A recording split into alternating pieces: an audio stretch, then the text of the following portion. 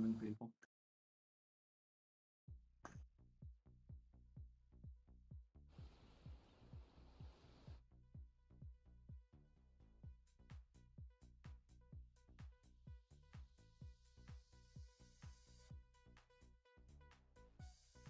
I'm in.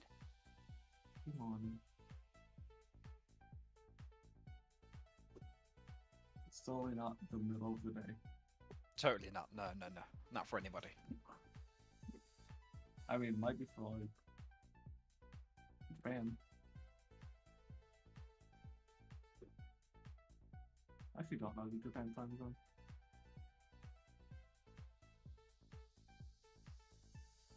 Yeah. I'm gonna wait for a few more people to join before I do my usual ramble. I know there's 2 on the way. We have to disconnect. And 1 ping. And did someone leave already? I swear I looked at everyone.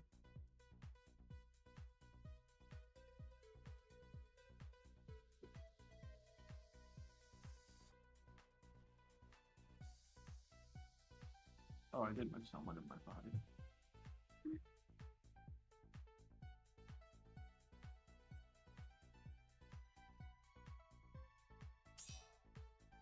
What the hell? Not my.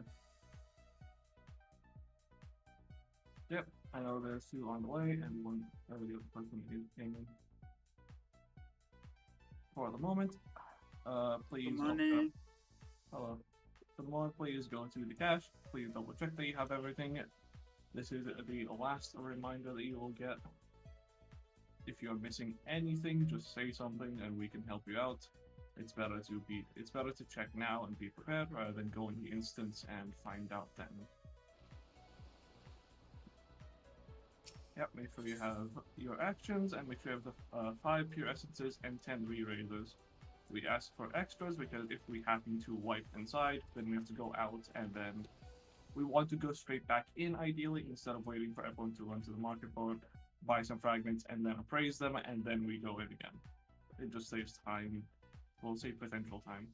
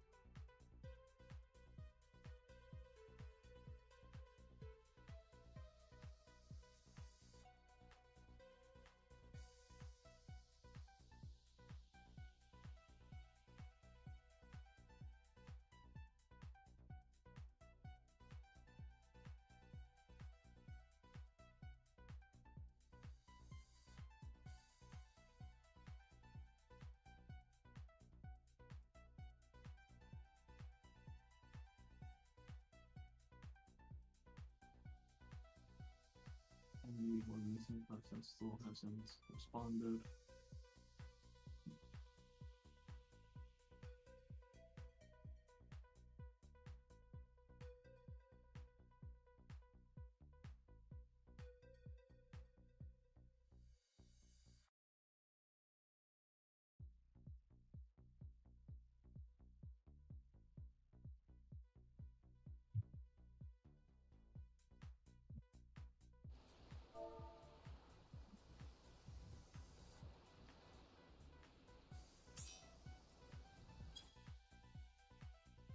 This one.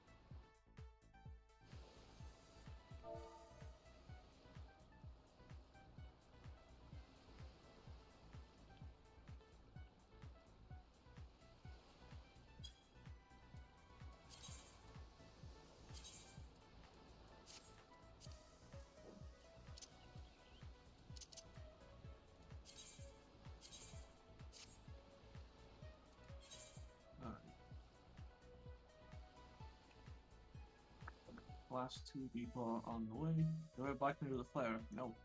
Nobody asked for it.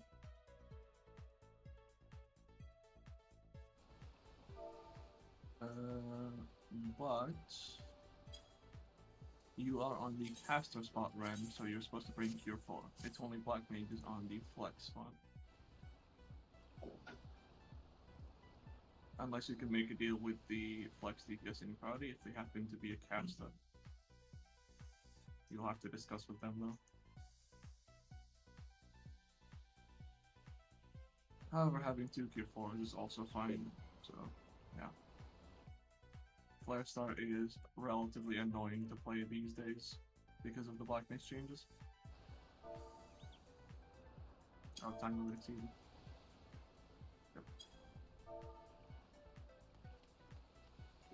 Yep. Min, would you be okay if I go Machinist in that Fizz range spot and Helios takes the healer spot? Yeah, that's fine. Okay. Wait.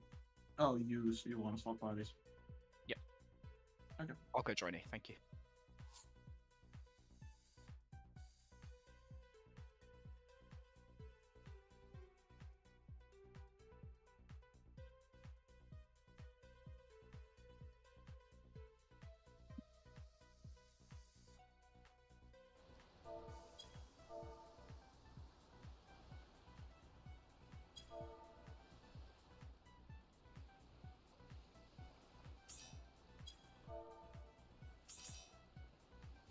And we'll fall. I see 46 in voice. Can we just have a quick check on who is missing?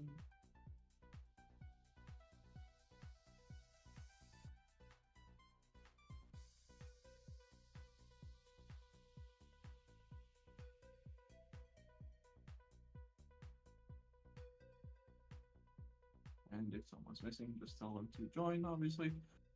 Other than that, I am going to be talking your ear off for the next roughly 2 hours, potentially upwards of 3. So if you can't hear me well, please turn me up in Discord. Because you will probably need to for this a little bit. So, once again, I will throw another reminder. Even though I said the last one was the final reminder, double check you have everything in your holster right now. If you do, I'm gonna throw out a ready check.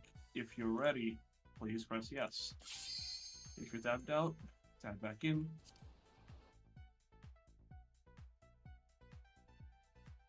And once everyone is ready, I'm going to queue in, and we can start.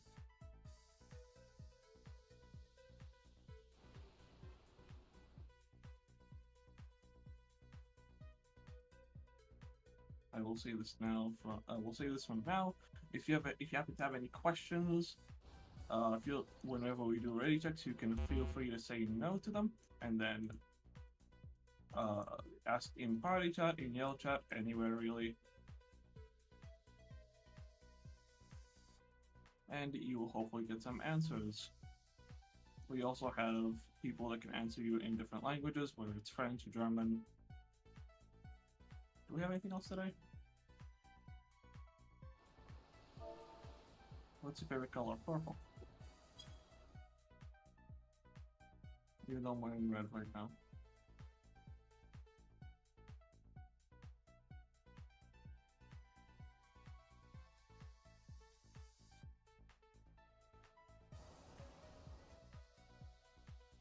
How was your day? I'm tired. Alright, Rose and Clue, tell me when you're ready. Also, everybody should be in voice chat now. Thank you. Which crayon is your flavor? I have not. I don't think I've touched the crayon in my life. I'm not sure. Okay, Clue's ready, Rose is ready. We're entering. Tab in, press commence, and let's start. Once we're in, please use your essence, your re-razor, and slot in your first 2 actions. If you're a first timer, there's going to be a cutscene. You can feel free to watch it. It is slightly different from normal mode. There's some teases on new encounters that were not present, one of which you will not get to see because it's already assigned.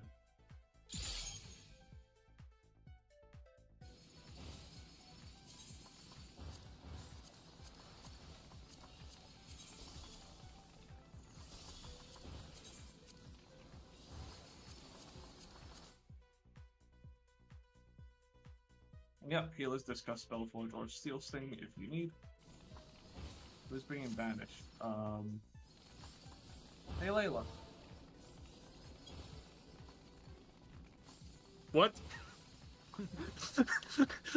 When did I got overwritten by Vega? When did I override Vega? It was meant to be. It's the fact that Vega switched to Fizz range. Well, time to reorganize my inventory then. Yeah. Oh, okay, Helios has it. Never mind. Unlucky. Alrighty. Once you've used your actions, you can go walk down the stairs and slot in the action you need for the remainder of the run. Do not touch the two glowing pads. Just slot in your actions. Slot in your new holster, and once you're done, if you're on slimes, go stand on the A waymark, and if you're on golems, go stand on the Delta waymark.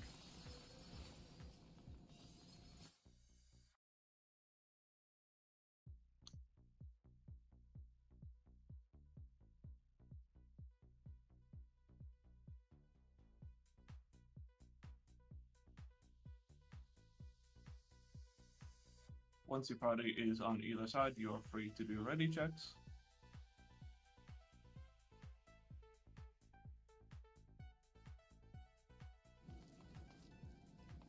So to swap actions, you open up your holster from the little menu outside of the cache. You want to click the action, then click whatever you want to replace it with. You're on Fizz Rain, so you would want to swap out Font of Power to the left action, and then Perception on the right action. Just to be clear, you have to exit the cache to swap out your actions. So the cache is for taking the items from the cache into your holster, and then once they are in your holster, you exit the cache, click on the holster, and then follow what Min just said. Yep.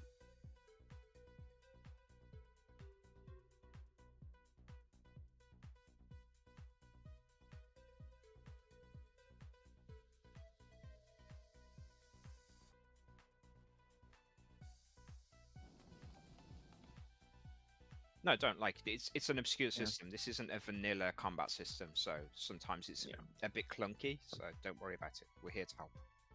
Yeah.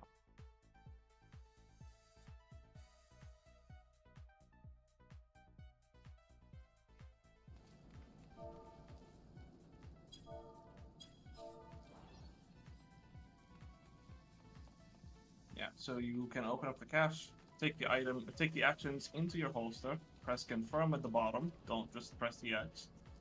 Open holster, swap in the action.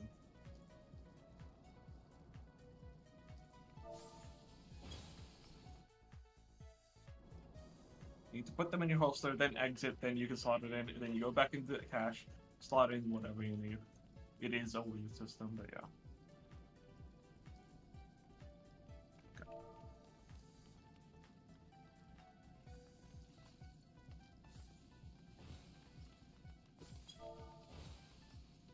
And yeah, we have physical excellence on Zephyr for those that know what that means. If you don't, that's fine.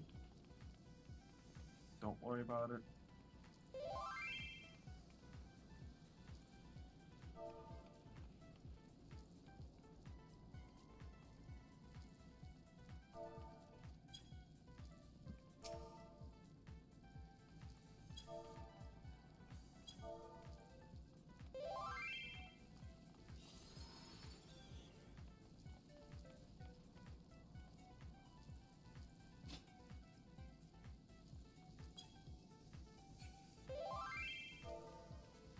I mean, I see Slime Side is ready, but yeah, not yet.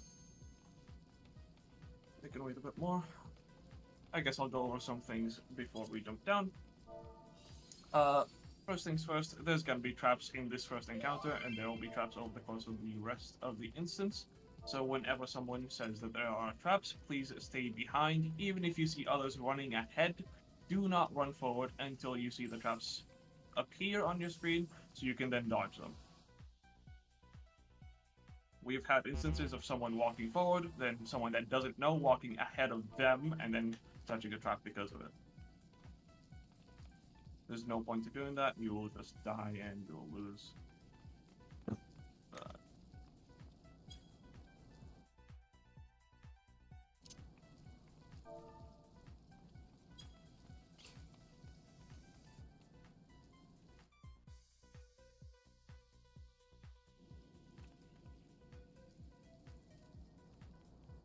We do have one person without pure essence. You basically Yeah. need to put it inside your holster. Open your holster from the button, and then click. It will give you the essence once you click it. It's the little potion thing.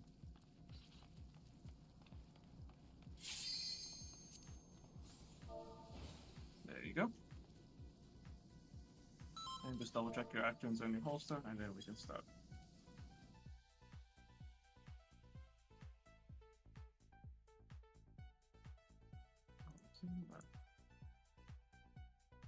Alrighty, golems are ready. So, if you're on golems, that means if you're on the Delta waymark, feel free to hop down to one voice chat to golem side 1v1, where I'll guide you through.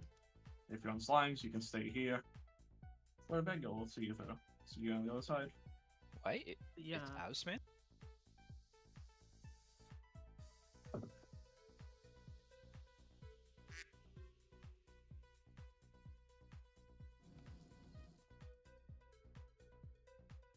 Alrighty, and party leads, if your party looks good, you can tell them to hop down.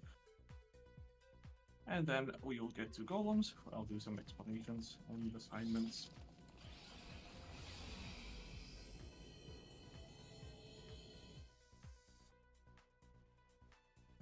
Alrighty.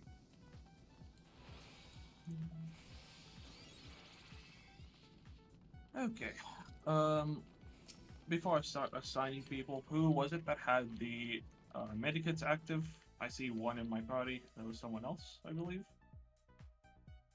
from the tanks. Gildor, alright. Then on Alpha, I want Nizette and Kester.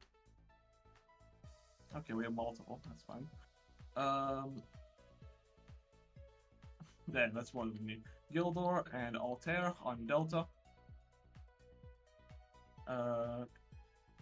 Maya and Naimia on Bravo.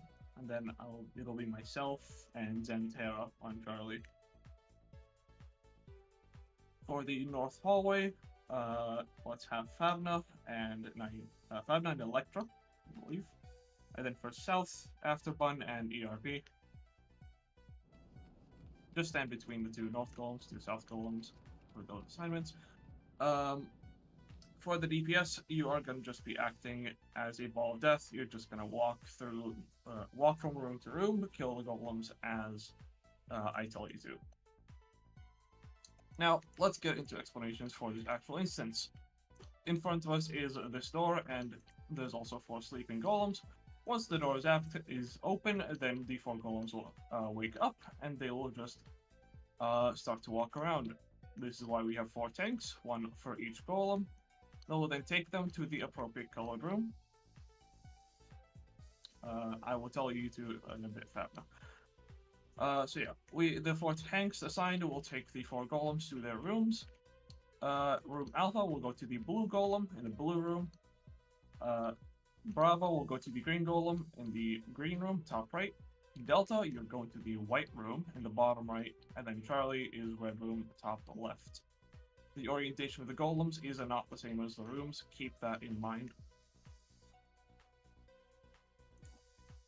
As for their mechanics, I'm going to explain them in the same order that we kill them. We're going to start off with the blue golem, that is for everyone, for every DPS. We're going to start with the blue golem. It'll do a purple AoE that'll leave a bleed, but we don't really have to worry about the bleed because we have medikits active on the tanks. Same thing with the Delta one. Just don't touch the purple AoE. You don't want to take it if you're not the tank. Shortly after they're pulled, this goes for all the golems, they'll cast Metamorphose. Metamorphose can be interrupted with Interject or Head Graze. That'll be for tanks and for Fizz range. If the color of the golem is the same as the pad that is in the room, then you want to interrupt it. If not, then you want to let it go one color forward. A note that I should mention is the golems need to be tanked on the colored platform as well, because they need to die then. Once the blue one is dead, we're going to move to green. This one has a mechanic, but ideally we don't see it, so I'm not going to explain it. Just kill the green golem, and then we're going to move to red. This is the first of two special ones. The red golem, I'm going to be kiting around. Nobody should touch it, nobody should hit it, nobody should dot it. Any hit that goes on the golem will cause it to tether to the person that hit it, which I will be taking, and then I will kite it around. This is because if the golem touches the person tethered, they will kill them in 1 or 2 hits. So we want it to be on a tank, therefore myself. And we will just hit it until it is down to about 20%, at which point I'm gonna call it to stop damage, pull the golem into the middle of the platform, and then I will home gang, and then we kill the golem on there. Last, we're gonna move to the white golem in the white room. We're gonna get it to half health and no lower. I'm gonna call it to stop damage once it's at half, because if it goes down below that, then it will heal itself back to full, and we want to wait with killing it until slimes are ready. That takes care of the colored golems. Now for the hallways. So this will be for Favna, ERP, Afterburn, and ERP. What's the last healer? Electra, I think. So for the north hallway, for the north and south of this hallway, there's going to be 2 blue circles. These will occasionally spawn ads. You just need to hit them and kill them. They tether the first person that hits them. If you're the healer and they tether to you, don't really fear too much. They don't really do damage. With that said, a tank stance is on. Right, traps.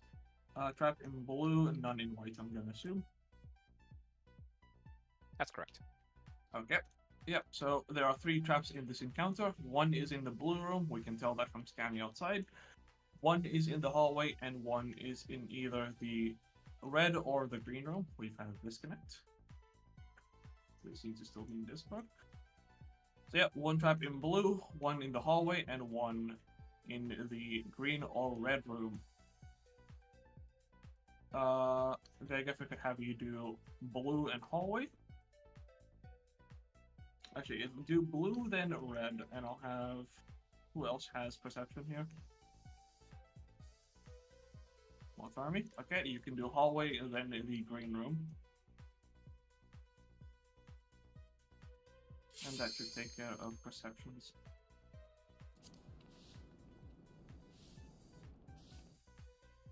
I don't think I need to explain how to percept for you two. You are experts at this. For everyone else though, if you don't see a trap, then do not run ahead. I will call when all the traps are found.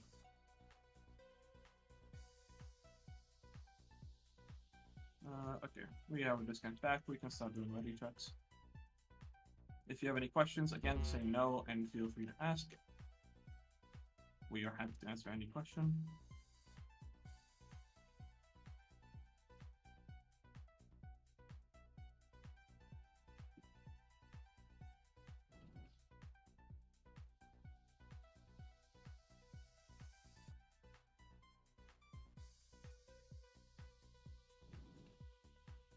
Just to reiterate, because I realized I even forgot the assignments, Favna and Electra for North, Afterburn and DRP for South. No AoEs, by the way. AoEs are fine. But you were killing single targets, so why would you press AoEs?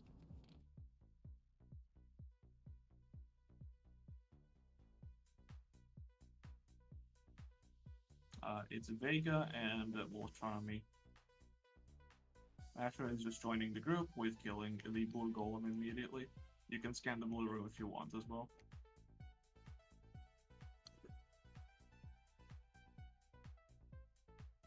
Golems 3. And Slimes is waiting on 1. Okay. Slimes is ready. And Golems are ready. Countdown is starting 30 seconds.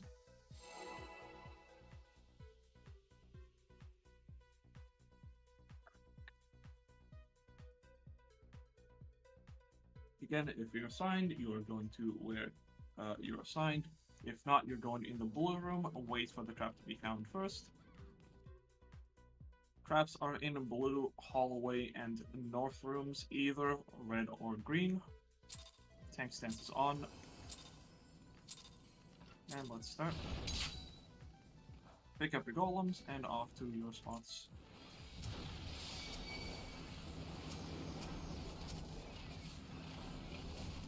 Blue trap is found, hallway trap is found, red trap, all the traps are found. Kill the blue golem.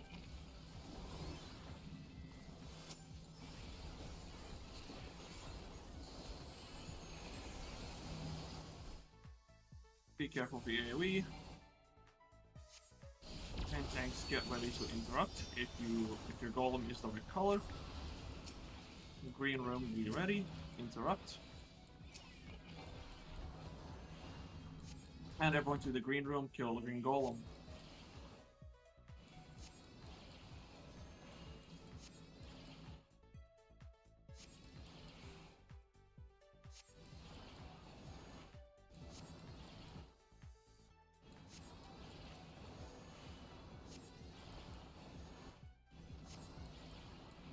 Once that's done, come to the red room. Gonna get the red golem to 20%. Be careful of the traps.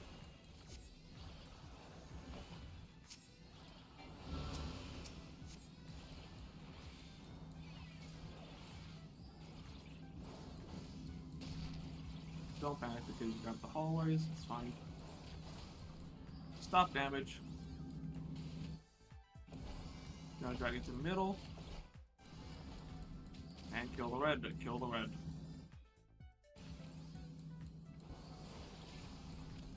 Off to the white room.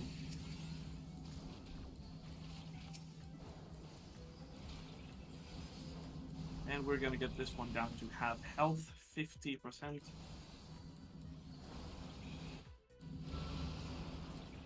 And stop. And now we're waiting for slimes to finish. We have done our job, basically. So for the factoid that I give as usual, the green golem's mechanics is it will eat the hallway golems if they happen to near it. Interrupt. If they happen to near it, and if it eats a single golem, it is basically over because it one-shots literally anyone. Unless it's a tank that is involved.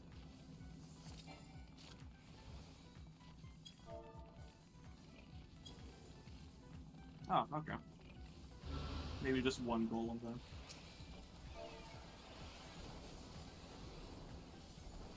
This knowledge comes from before there were HP rays and whatnot, so previously you wouldn't be able to survive it. Ah, okay. Well, with 2 golems, it probably kills in 1 hit. I'm assuming no mitigation at least.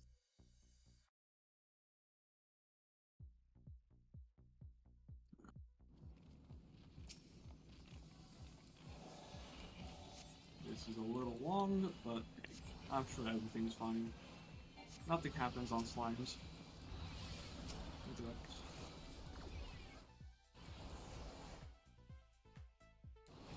Careful with autos build up. This should go up.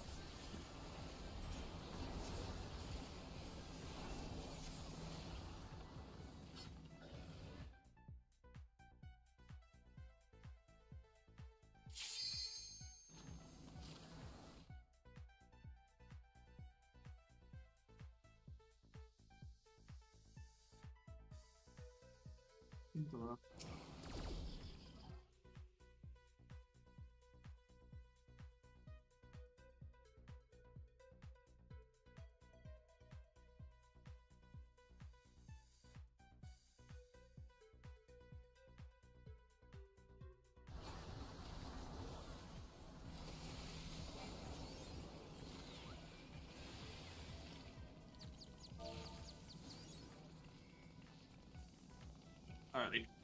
Kill the white golem, we're gonna wipe.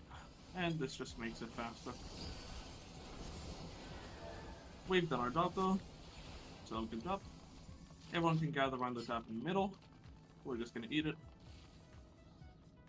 It's a wipe, so yeah. There's another tap in the red room. Please wait for everyone to get there before you pop it.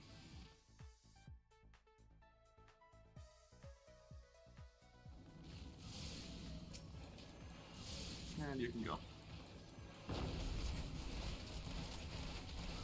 If someone happens to still live for some reason, you just wait, and the golems will kill you in a second. Oh, the Reaper. Hello. This is a rarity. The Reaper is just an enraged timer for this encounter. Nothing special outside of that. Yeah, this is a good example of why we ask for extra stuff.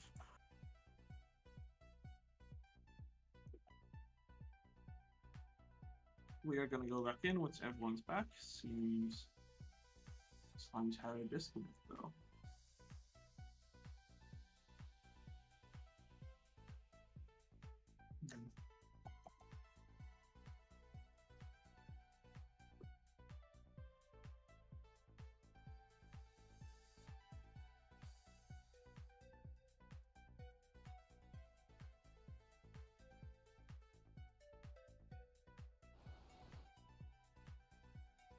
Don't go anywhere just yet.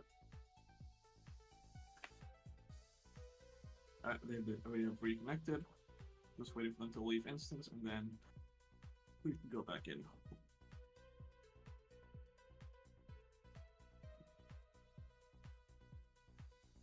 Alrighty. Again, if you're missing anything, just say no to the queue, and then we'll sort that out. But everyone should be good. Once we're in, once again, pure essences, re-razors, since those go away between re-instancing, you don't need to pop in new actions. You probably have not used any. That is something that I did forget to mention. We don't actually need to use actions for this a little bit, because it doesn't matter. The decast check is eliminated.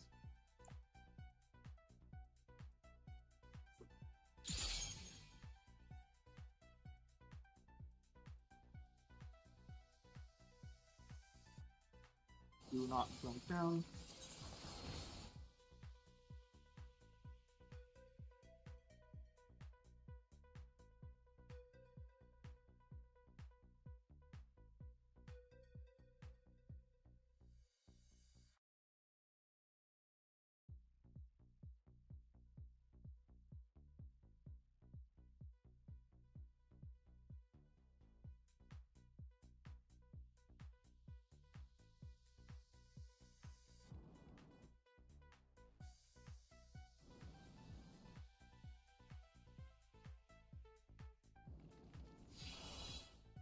Ready. Once you've slotted in everything, make sure to fill your holster. You can open it up right now and check that your actions are in there. If not, go back to the cache and refill it right now.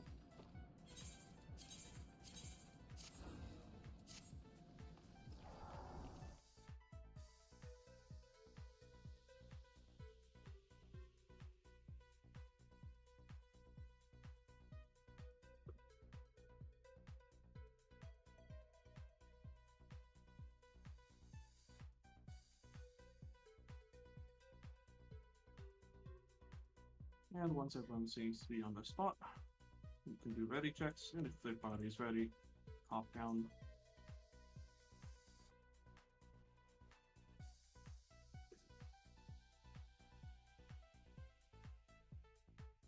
It's really easy to not put your actions back in your holster when going in for a second time. So please double triple check pure essence, re-razor, slotted your 2 actions, and then also filled your holster up to the maximum. If you've got any space, let us know. We can fill it for you.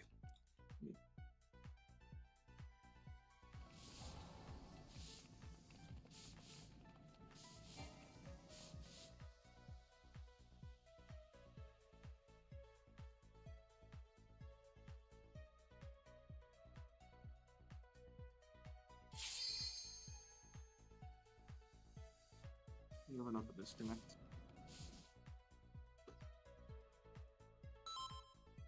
Internet seems to be crunched today.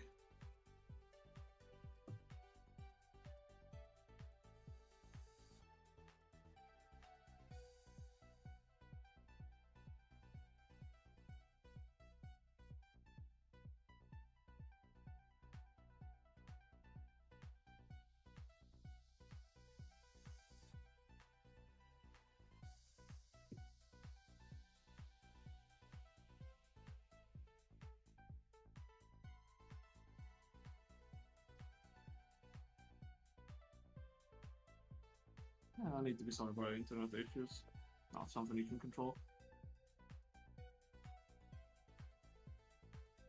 Alright. Once your party's ready, you can just hop down. And the same assignments, same positions.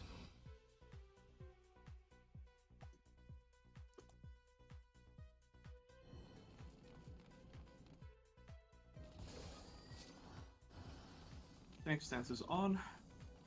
Advanced partner karate attack, whatever you need.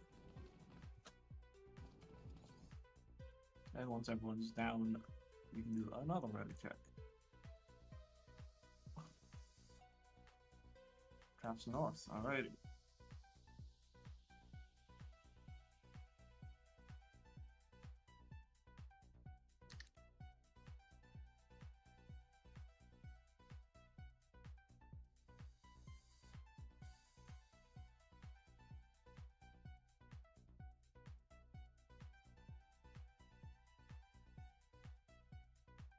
Slime needs to do a little bit of shuffling, it seems like.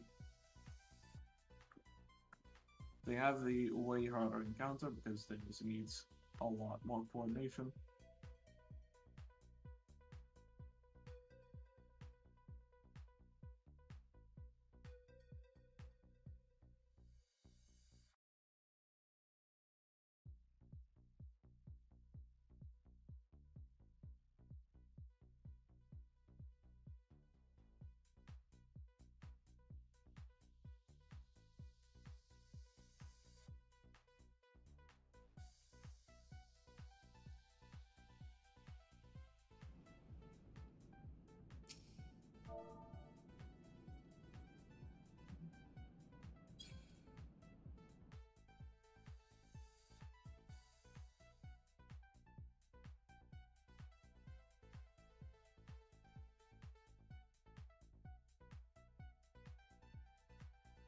I get ready text for 2 and 3.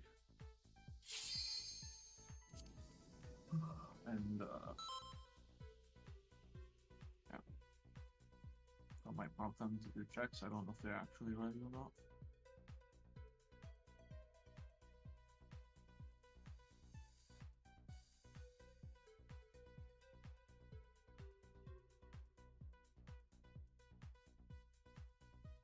But yeah. Yeah, traps in red and green. Everything here went fine last time, so just do that again. This time everyone can go into blue immediately. Just be careful on the north rooms.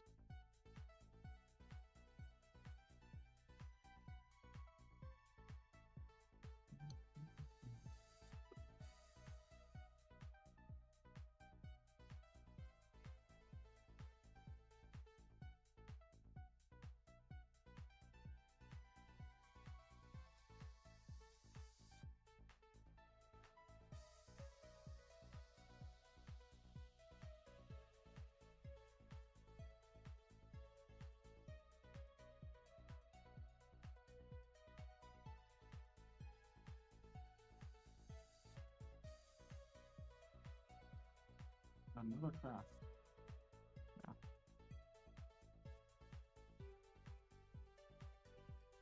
This is the hardest part of the arts, to be clear. Once we're past here, it's going to be relatively smooth sailing.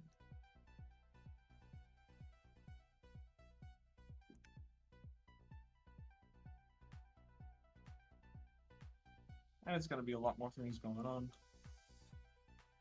AKA a lot of me talking.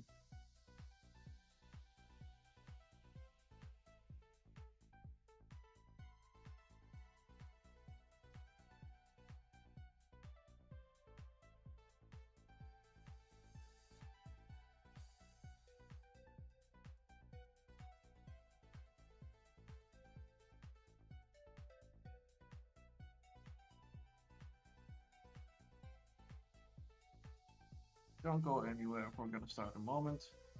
Just waiting for the person who disconnected to come back.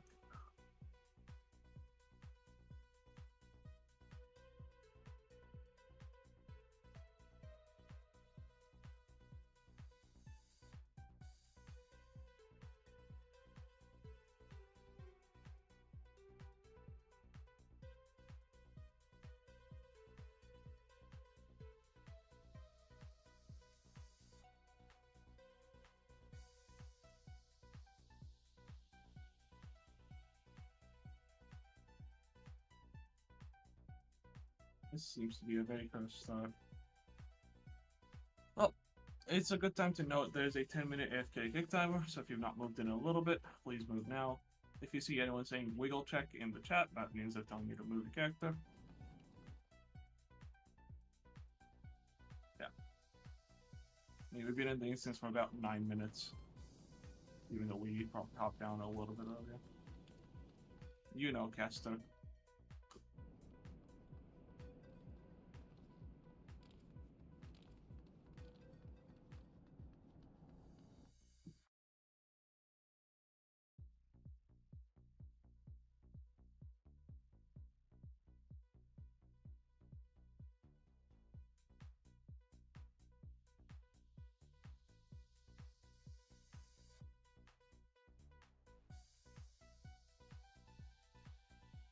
Yeah, that is a good point.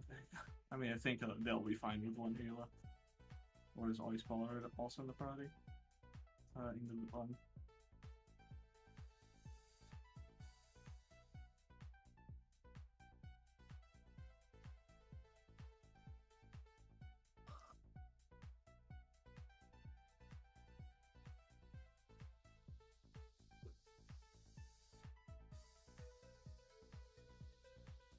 Okay.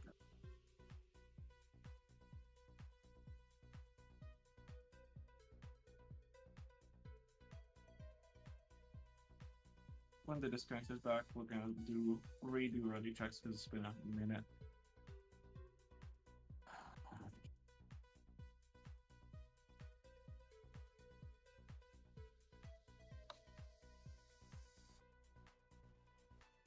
Half of my party is just standing at the end of the bridge looking at the markers over on slimes.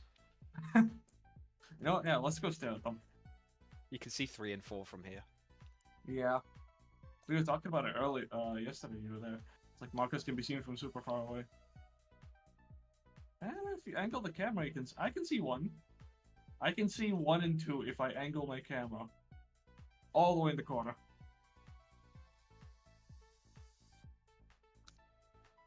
You know, I'm actually gonna post this in part of your chat. You can see all 4 of them. Yeah. The ultra wide. Yeah, I've gone down in wideness. It's on now only 49. But technically still 32 now.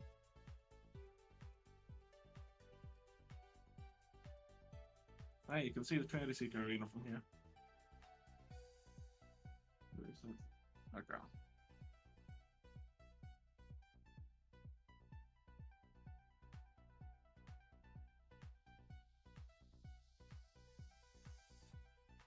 The disconnect is restarting router.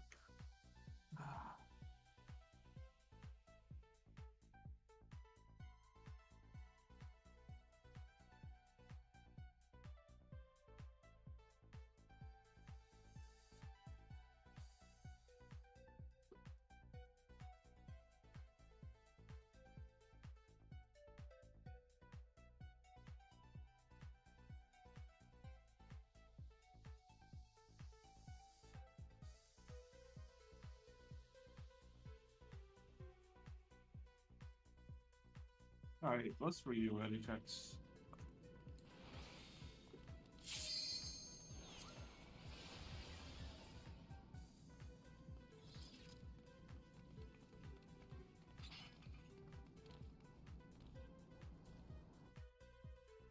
Yep.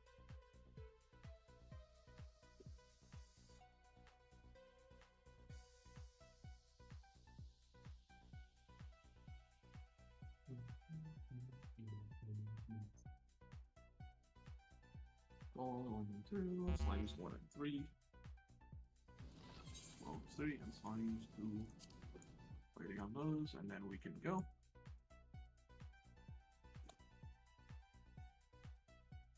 There's goal 3.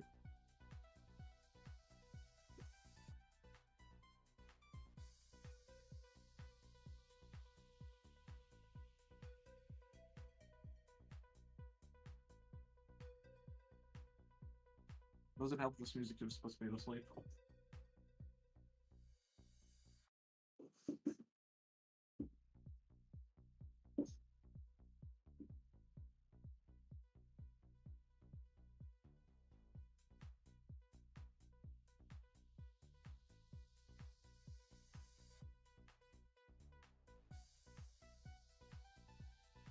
Why'd you have to bench that caster? Now my back itches. Evil.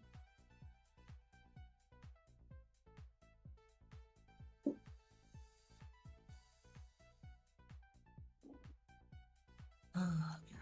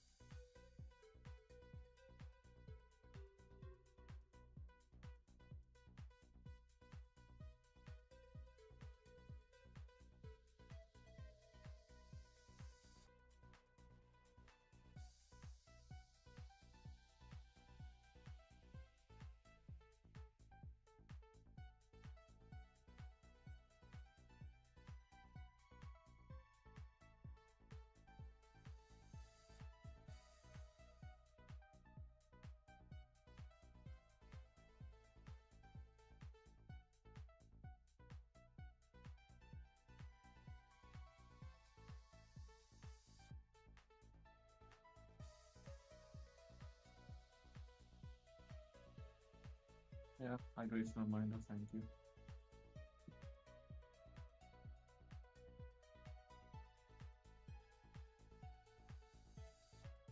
Less simping, more simping. Strain those backs.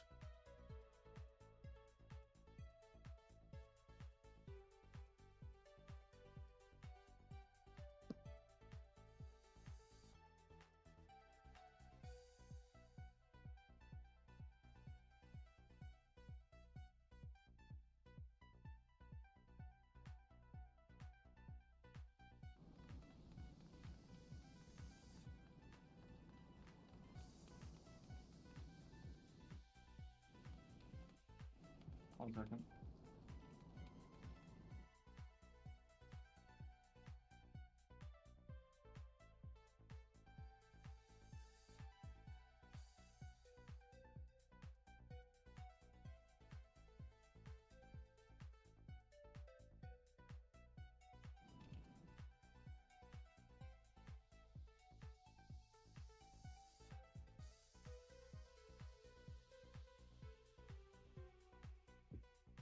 I'm gonna go find out what's happening. I already did.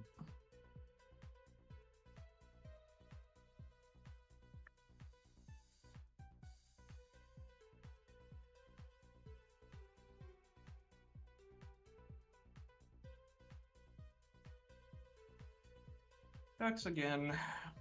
Truly the hardest content. For those that are here for the first time, it's not usually as bad. I want to be clear with that. This is just especially cursed today. Yeah.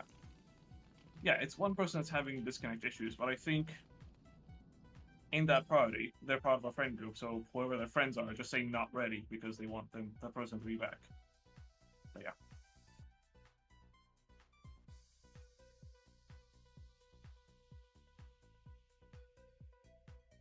We understand there's issues with connections and everything, but we just want to get started and get going because we're sitting here for 10 minutes doing nothing when we could be doing the encounter. And if the person reconnects while we're doing explanations for the next boss, they can just jump down and rejoin us. That's it. Everyone is ready. Countdown is starting.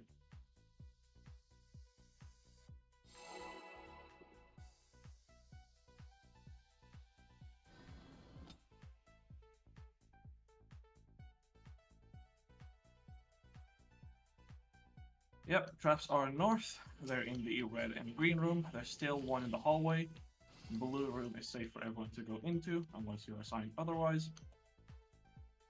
Yeah, players back. I do see them reconnect. Turn on your stances, grab your golems, and off to your rooms.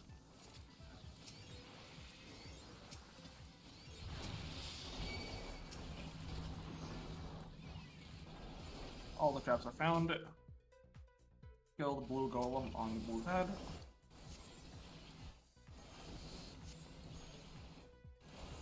Zantera, please don't dot the golem here.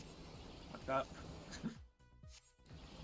Well, if you get tethered, just run around. If you die, you die. We can try to time you.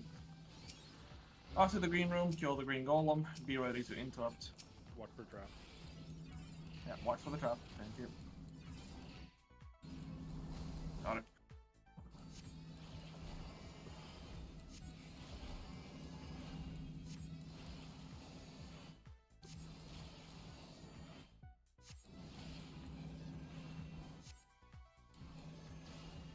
And once green is dead, off to the red room. Careful the trap.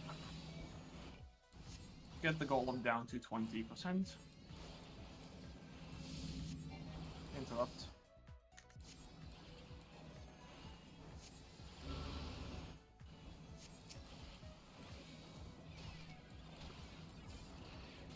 And stop.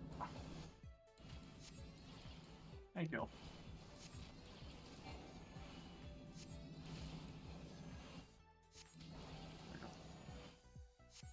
And after the whites, get it down to half health. I love all the heals when I'm just going to be down to 1 HP again. You don't have to worry until the thing's dead. Interrupt.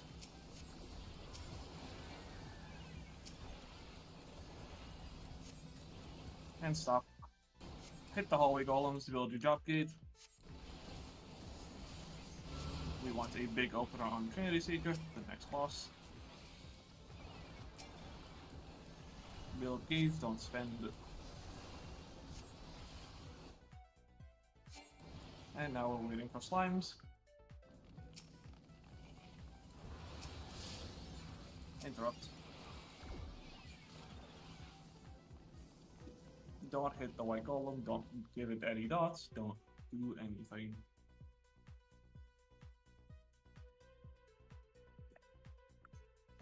Just keep Gildor alive, that's the one objective we have right now. For the regen healers, you can stack regions on them. Rupture. Rupture, kill the white. Ignore the hallways, interrupt. Perfect timing. Don't spend it, just kill. And we're done. Out north, out of the north door, there's going to be a pad on the left. Congratulations, we are done.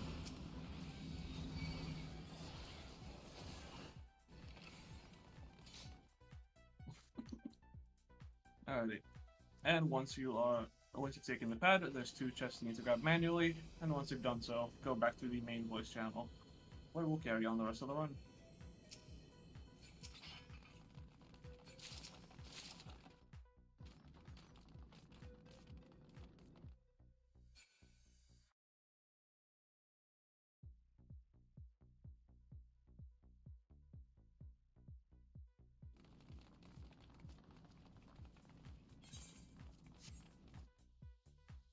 If you are a tank, turn off your stance. I'm gonna be your main tank for the rest of the raid, unless otherwise specified otherwise.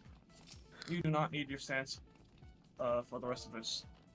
Could I have a volunteer for a safety Dorito? Or plus, whatever you want.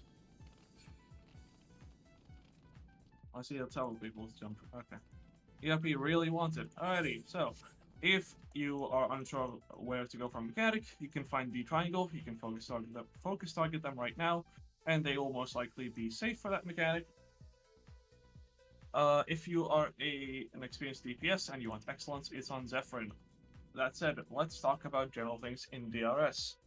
First things first, let's go over actions. Phase ranged, you probably have perception right now.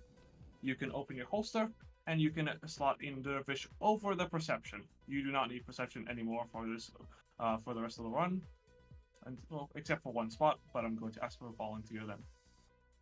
So you don't want perception, you want a Dervish over that. Second thing, let's go over actions in general. For the Fizz ranged and for the melee and some tanks, you have Font of Power as well as either Banner of Honor Sacrifice or Dervish. You want to use these with your burst every 2 minutes, so you press your actions, you press your big damage. Easy as that. They are just damage boosts, that's all that they are. You want to use them on, you want to use everything on the 2 minute if you can, and that takes care of that. For the casters, you have Font of Magic, which you will use in the same way, and you have Cure 4. Cure 4 has a special interaction with the Essence, where it gives your party a 10% bravery buff. You can press it now, you have enough charges, just to see what it does. It's also just a big heal, so if your party takes damage from raid-wide, feel free to press it, or just to heal your party in general. Become the healer, the healers don't need to heal that way. Unless the Cure 4 is dead, obviously. As for healers, you have Arise right now, should anyway, and if the fight allows it, if there's no mechanics going on, you can feel free to raise people. And a note for everyone, if you happen to die, do not AFK. This is because, first off, you have re-raisers, which if you die, you have a 70% chance to get up immediately and then carry on the fight. And if you don't happen to proc that re-raiser, then you will be raised mid-combat. And if you're raised, you do not get a prompt. You just get up and you carry on playing. So we don't waste any arises, do not AFK, you'll be raised mid-combat, and then you'll just carry on fighting. Worth a note, if you happen to get raised from a re-raiser, you can pop a new one. Just make sure to walk out of the wall if you happen to be in there. Last thing is limit breaks. We are not going to be using limit breaks on DPS or on tanks. We're only going to be using them on healers, and specifically limit break 3. This is because it's a free raise for the entire party, if we happen to get it, which we might today. That said, that is everything DRS related. Let's go over Trinity Seeker. Actually, two things. First off, move your characters. Secondly, if I say to move your characters, or if you happen to see someone in chat saying to wiggle check, that means to move your characters. This is because there's a 10-minute AFK kick timer, which if it you cannot see, you cannot count. If it happens to tick over the 10 minutes, you just get kicked out of the instance and you can't come back. Now that takes care of things. Let's talk about Trinity Seeker. Trinity Seeker, thankfully, is very similar to normal mode. I'm gonna go over the main points. There's a few mechanics that we can talk about in the middle of the fight. So let's start with the two mechanics that kill people the most. First is swords. As you can see, Seeker has 4 swords, which he will light up one at a time to indicate which direction he is cleaving. For this one, I'm always gonna call these safe spots relative to true north. They can be left to left, right, right. No matter what I call, you're gonna start on one side of the boss, and then cross to the other side. I usually follow this up by saying where to start, so it's left, left, right, right, start on Delta. Sometimes you have to go back and forth, so from Delta to Bravo, back to Delta. Just keep that in mind and be ready. The second thing is Seasons of Mercy. This follows the swords usually. The boss is going to spawn an ice grid, which you need to dodge, and an orb, which you need to look away from at the same time. After you do these first two, it'll spawn a second ice grid, as well as a flower that'll expand in size.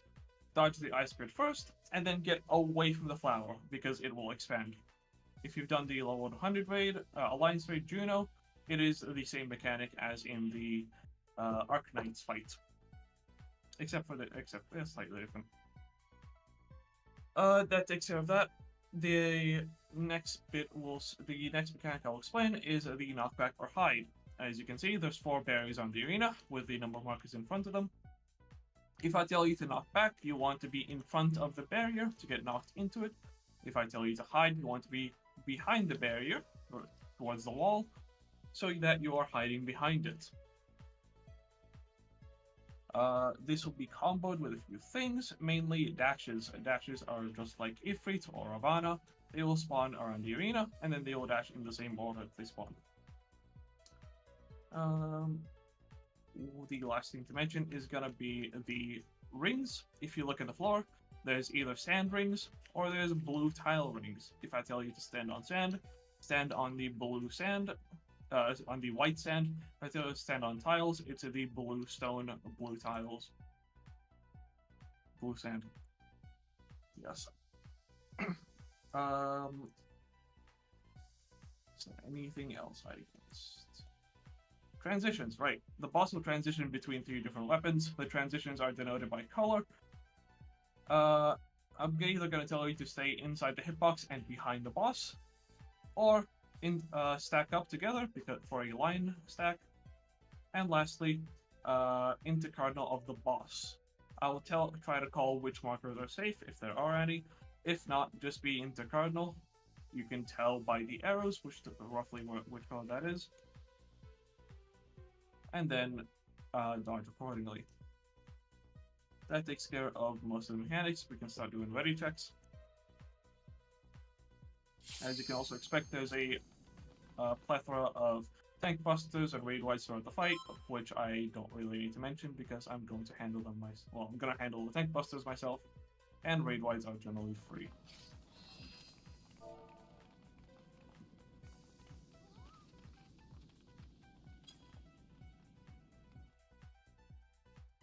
If by eat the sand you mean you're going to die, please don't.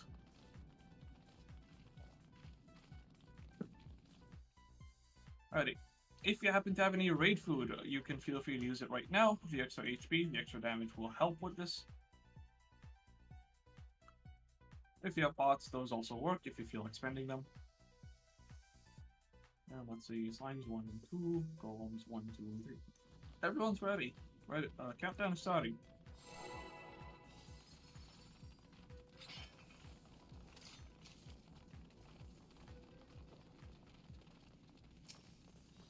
For the very first raid wide, don't press any big mitigations. We have some people doing big damage. Cure 4s, you can just heal through that. And everyone else, you can hit the boss, use your actions, and kill.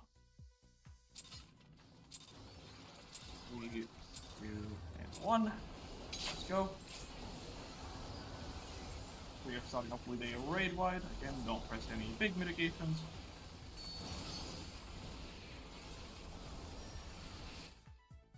And then we'll start off with swords.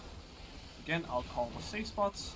They are true north, but I'm also going to call which marker we start towards.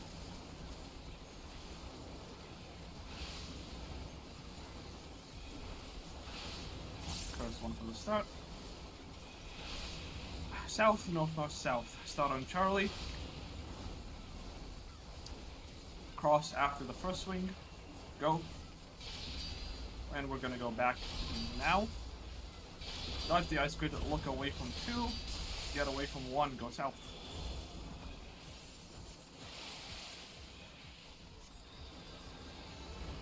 Be inside the hitbox and behind the boss, inside the hitbox, behind the boss. And we're gonna get some tank busters after this. Healers, it's a good time to raise. Stay behind.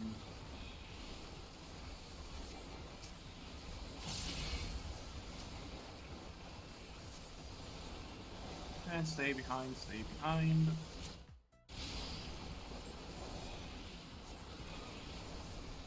In a moment, we're gonna get some chains. If you see the marker above your head, stand still, wait for the chains to actually appear, and then break them. You break them by spreading apart. Wait, wait, wait. break the chains, and then knock back into a barrier, knock back into a barrier, knock back, knock back.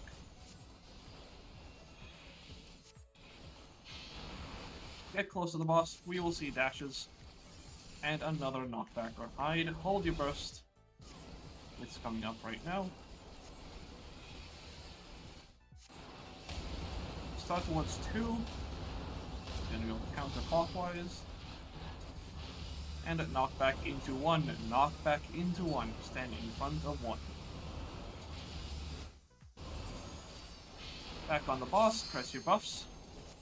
And stack up. Stack up towards 1.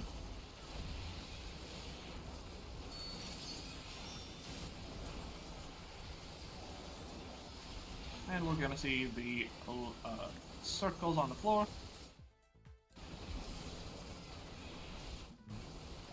No skips today. But first we're gonna dodge some line AoEs. Dodge. Stand on sand, on the white sand. We're gonna get 2 more sets, this time with Earthshakers. If you get a marker above your head, you want to be away from the group on the other side of the arena. Don't stack them. On stone, check your heads. On stone, Earthshakers away. Earthshakers away. 1 more set. Check your heads. On sand. Earthshakers away. On sand. More line AoEs.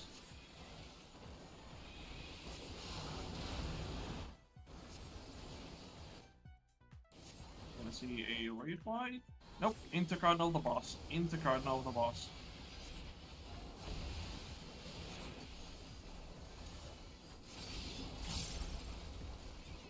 And we'll get 1 more set of swords alongside dashes. Dashes first, and then swords.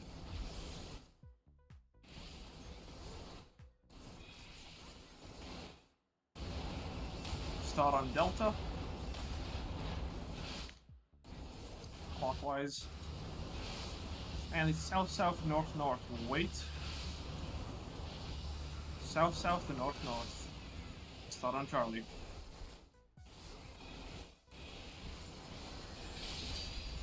Move. Look away from 3. Get away from 4. Go north. Stack up for chains. And spread apart to break them, raid wide. Afterwards, get behind the boss, there's a tank buster. Behind the boss.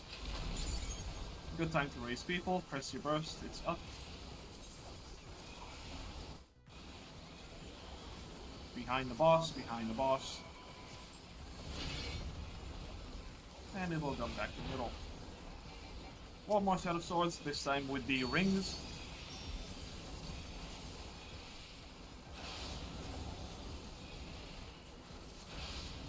North, north, south, south. Start on alpha. And start on sand. On sand. Towards alpha on sand.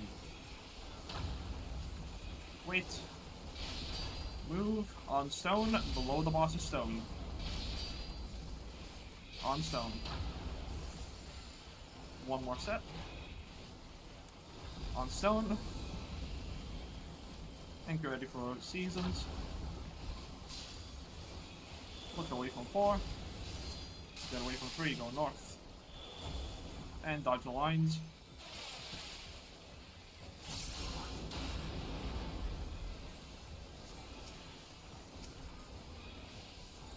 Get inside the hitbox or behind. And behind. Raid wipe. Another opportunity to raise. The actions should be coming up soon, so feel free to press them. If the next mechanic starts, we are respecting it.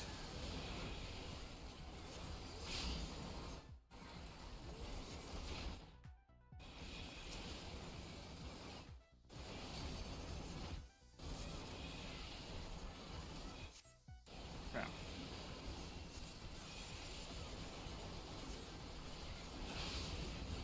You should be able to ignore. Yep, cool.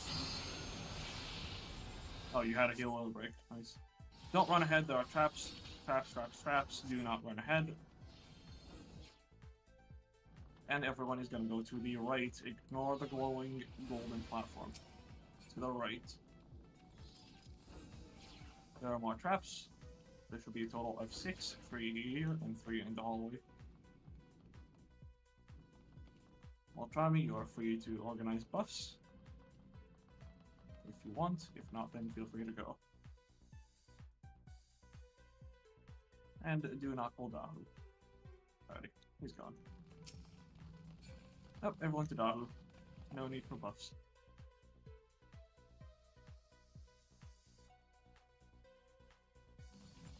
Is everyone actually alive? I didn't check. Ignore the text box. Everyone's coming back, so I'm gonna assume everyone's alive. Okay, welcome to Dahu, the first of many, well, first of 2 trash bosses. He is extremely similar to normal mode. There's 2 mechanics that, well, 1 mechanic that you've not seen, which is the Spit Flame. Dahu's going to give markers on people's heads. These will be the 1, 2, 3, and 4 markers. They'll be in the form of dots. If you get one, move out to the number marker associated with the number. 1 and 2, you need to be quick. If you see it, then press sprint and run there. Outside of that, other thing to note is the cleave. He'll cleave about half the arena, not quite the arena. And then once he does that, he will cleave the other half, so you need to dodge it and then move into it. If you're on the edge, you'll dodge it automatically, so you don't need to worry. And that really covers it all. We can start doing ready checks. I can't do ready checks in my party, so if you're in my party, go to the freeway mark. This is because we have a certain person that is in a duel. If my party is ready. We have a person in a duel, so we are technically in combat.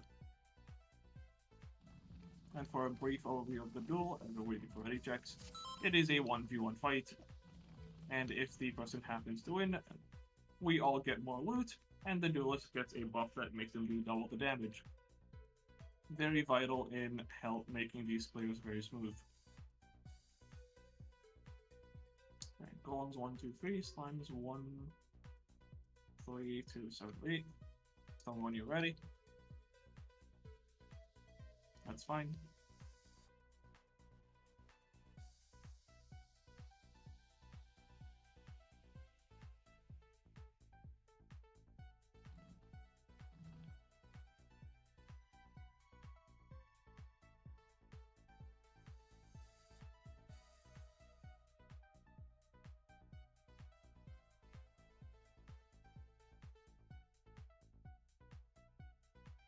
The one person that's not ready in Slimes 2, are you here?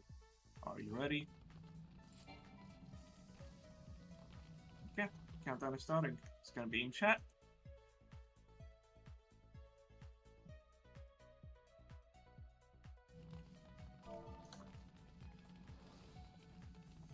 Countdown has started. Oh, okay.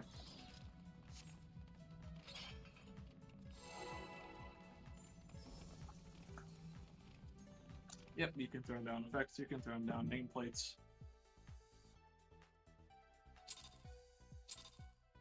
3, 2, and let's go. You're free to use 1 charge of your damage actions here. You have more than enough.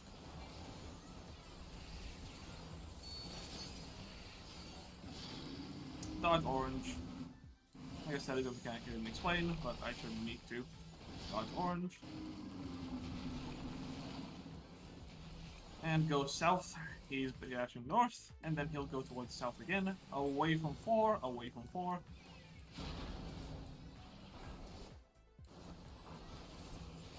Dodge the cleave, and then we're gonna go to middle.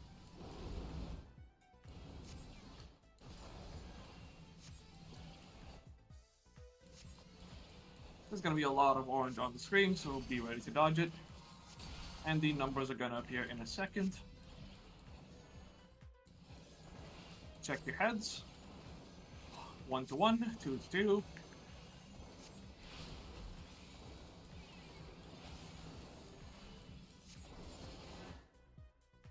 fine. Dodge the cleave. There.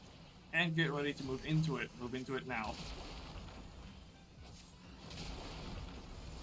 Find an open spot and get knocked back into it.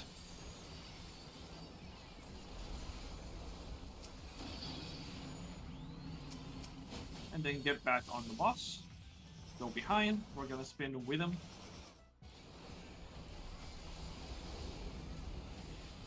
Continue spinning, and you are safe once you are towards south. We're gonna get some ads. They're gonna tell it to me. AoE them down once they approach the boss.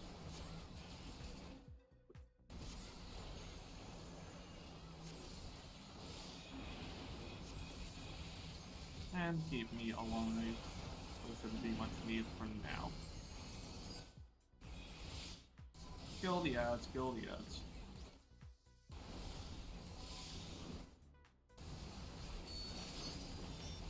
Alrighty. Ability dodge gauge. Gonna be a lot more AoE showing up now. Be ready to dodge.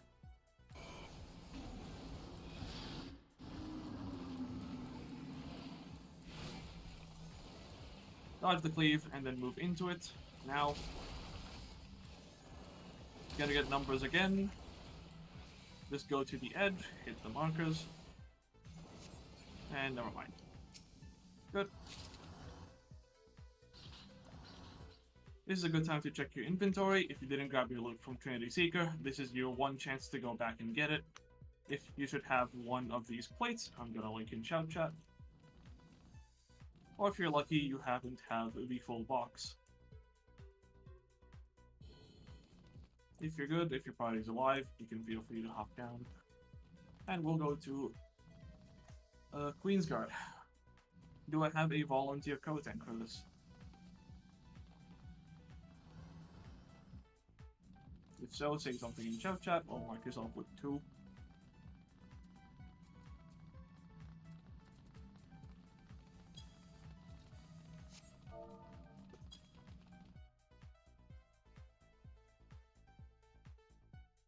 Not that I'm going to volunteer someone.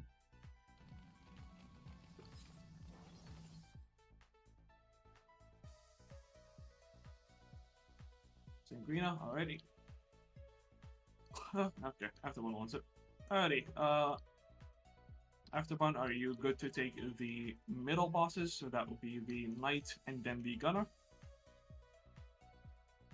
I'll take the 2 bosses that would go to the edge, the Warrior and the Soldier. Alright, thank you. Okay, let's get to explanations. Push the command first. Queensguard. Alrighty. Welcome to Queensguard, the longest explanation, yet at the same time the easiest boss in the instance. And the reason the explanations are long is because every mechanic has 2 parts, one coming from each boss. This fight kinda has 4 phases. The first one is just what you see in front of you, the 4 bosses at once. But once we get them down to 80%, then we will get 2 bosses at a time for the rest of the fight. The first 2 are going to be the Knight and the Warrior. The Knight will be pulled into the center, and the Warrior will be pulled to the side, in the other order. And the first mechanic we'll see is Spellforge or Steel Sting. Healers, if I could have your attention, go into the thread, and you are looking for the first image with the Spellforge and Steel Sting table. Depending on what I call, you either need to give your party Spellforge, or you need to give them Steel Sting. Ideally, you can give it to only the people in the image column.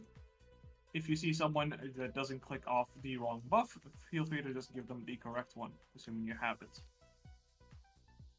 This is because the bosses will gain an immunity to one of the 2 types of damage, either magic or physical, and the skills convert all your attacks to either magic or physical. What is the cast? I actually don't know, but there is a tether for it. The tether will be either purple, which means you need Steel Sting, or yellow, which means you need Spellforge. It is opposite color of the buff you need. But that is the first mechanic, only really applies to healers. The second one, and the first one for everyone, is going to be the bombs. The warrior will spawn bombs around the arena. They'll be small and large, and then he has the potential of tethering them or not tethering them, as well as tethering the player or not tethering the player. For this, all I will need you to do is check if you are tethered, and if you are, I will tell you where to go, and if you're not, I will tell you where to go after. So, the call for this mechanic can be something like tethers too big, no tethers too small. This means if you were tethered, you'll go to a big bomb, and if not, you'll go to a small bomb. If you did not happen to spot your tether, right before the bombs go up, you can check your debuff bar, and if you happen to have the Reversal of Forces debuff, it is an image of scales, then you know that you were tethered, so follow the tethered call out. This is comboed with the Knight's mechanic, which is either going to be a knockback from the center, or a big AoE in the center. If it's a big AoE, we only take the bombs on the edge of the arena, and if it's a knockback, we need to stand towards the middle of the arena, not dead center, and then get knocked into the correct size bomb. A note for this, you want to get knocked towards where the knight is. So if he's on alpha, you want to get knocked towards alpha, left and right of it. If you get knocked towards the knight himself, you'll just get hit by a line AoE. The next mechanic that we will see is going to be the wind and lightning tethers. For this one, same thing, you might get tethered by the warrior. If you are going to wind. If not, you're going to lightning. Wind is green, lightning is purple. And once that is over, you want to sprint to the middle, because the knight will be doing his mechanic. The knight does optimal play, which will either be an in or an out, combined with 3 Garuda Claws. We call these Garuda Claws because it's the same mechanic from the 6th Eden fight, if you happen to have done that, where the boss will spawn claws around him, and then will cleave in those directions, so only one is safe. A note for Bun, please face the boss towards a cardinal, so either the letter markers.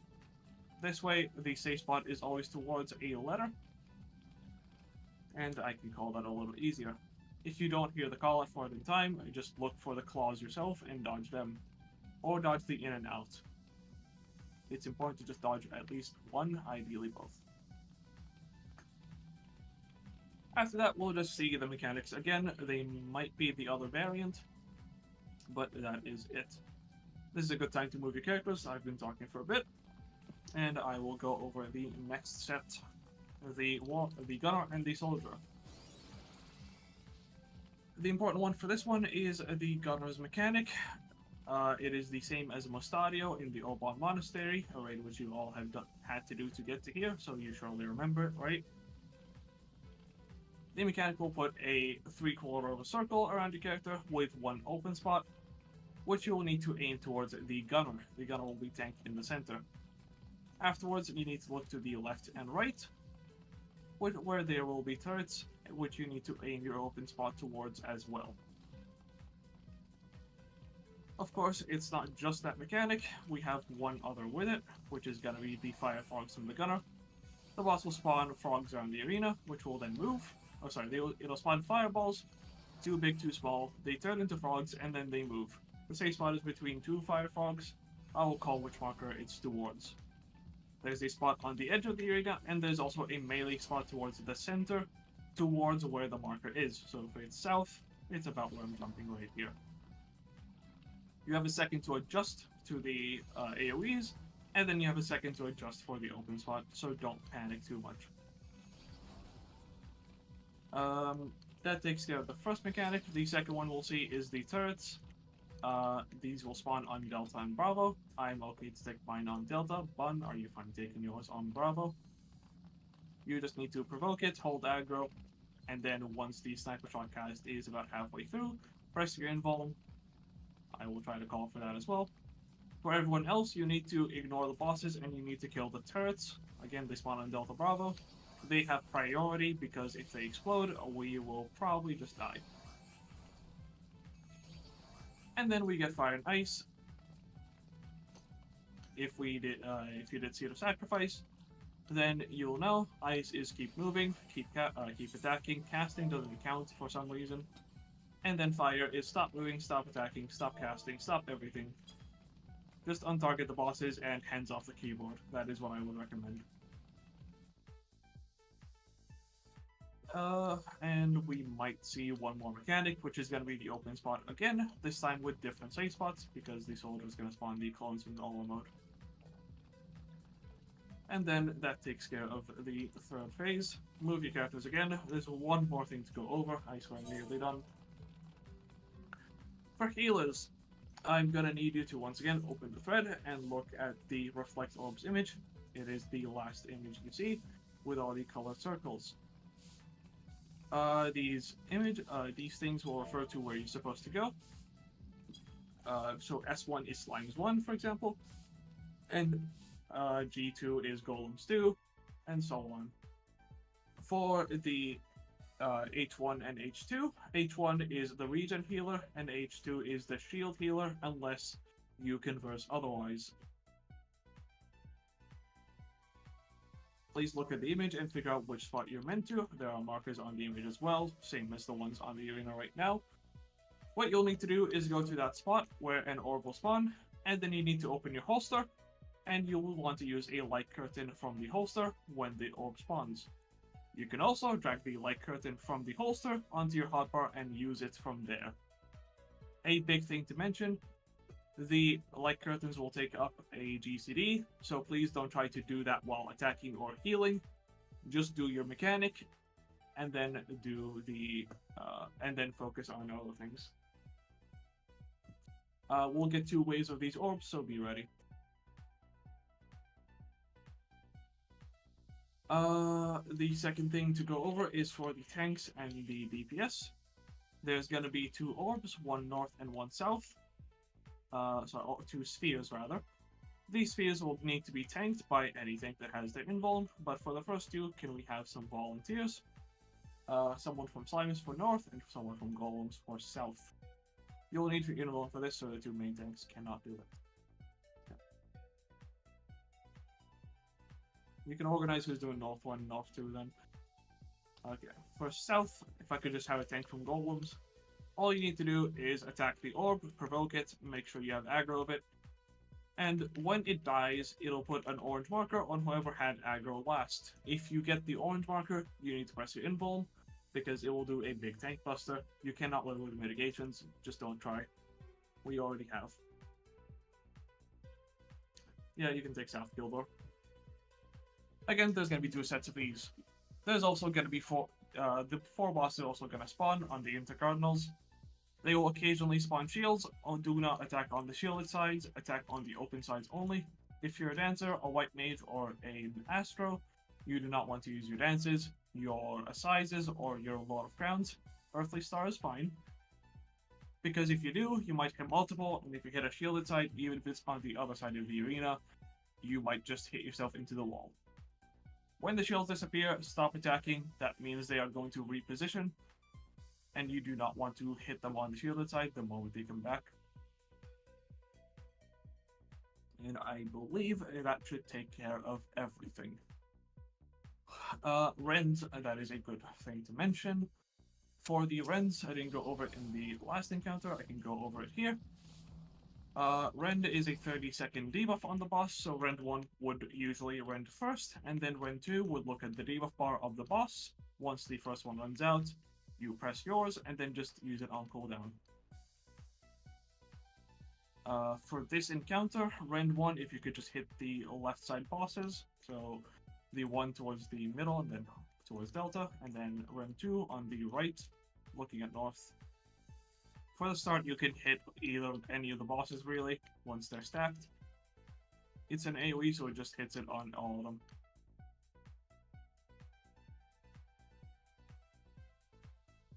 With that said, that covers everything. We can do our ready checks. And yeah, as Healer said, you can put re-raisers and light curtains on your hotbar. I did forget to mention re-raisers earlier. This makes it easier to reach than opening your holster and finding your mouse for it, or navigating with controller. What mechanic is the one to avoid AoE zone again? The fire frogs? It's gonna be the second phase. Alrighty.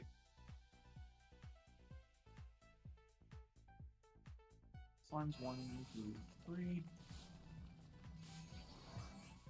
Just make sure I do not. Oh, dispel. Thank you. I actually forgot. Cool. Dispel is on ERP. Yep. You're not on Zentino.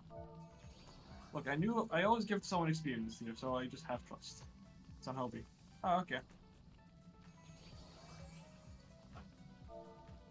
I don't really care who it's on, as long as it's someone that'll do it, and it's someone that pulls it off. Golems 1, 2. Golems 3. Am I blind? Oh. Slimes 1, 2, 3.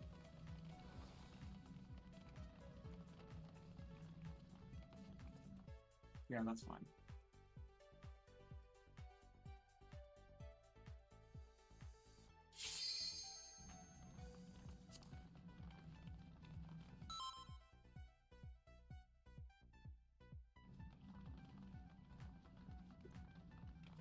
Well, say when you're ready to say something.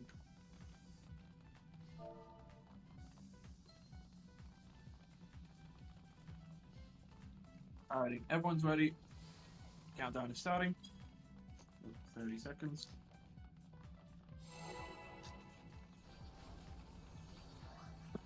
One, you want your stance on, and be ready to press mitigations on this first bit.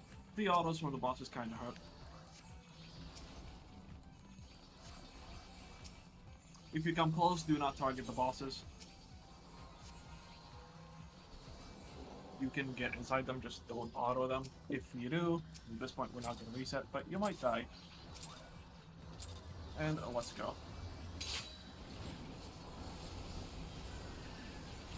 Press your actions, press your damage. You can use it here, that's fine.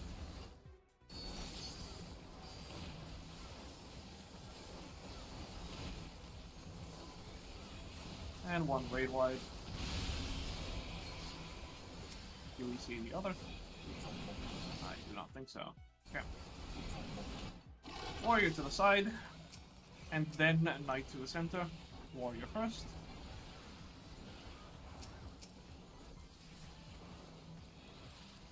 Give Steel Sting to your party. Give Steel Sting. Remove Spellforge. Give Steel Sting. Remove purple. Give yellow. And we are gonna get the bombs. Gonna be knockback bombs. Alrighty. Check if you're tethered right now. If you are taking a big bomb. Tether to big, no tether to small. Go to the middle, knockback towards 3, Charlie. Knockback towards your bomb. Tether to big, no tether to small. If you fall down first, move into an explosion. Move into an explosion. Back on the bosses.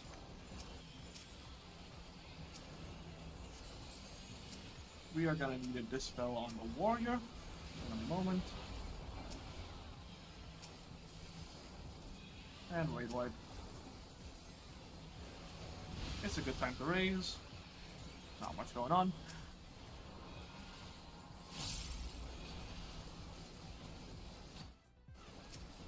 And we're gonna get the wind and lightning tethers. If you're getting your burst, you might want to hold it a little bit, because you're gonna get a little bit of downtime. Tether to wind, no tether to lightning, check the debuffs. And then sprint, go to the middle of the area. It's in on the warrior and the knight, towards the Bravo, in Bravo. Press your damage, press your actions. Dispel, already done. And a tank buster.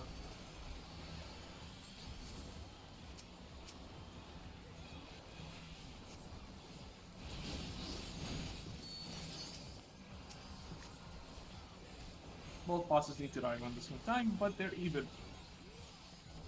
So, we are fine. It's Steel Sting again, that's fine. Alrighty. Soldier to the side, and then Gunner to the center. Gunner to the center. We'll get the Firefrogs first, along with the open spot.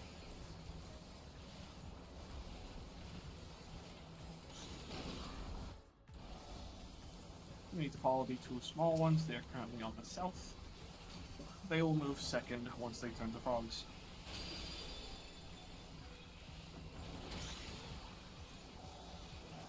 Safe spot is 4, towards 4. Check your open spot. Aim it towards the gunner in the center. Open spot towards the gunner in the center. And towards a turret now. Back on the bosses.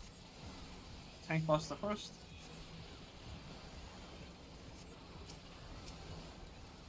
And then a raid wide after.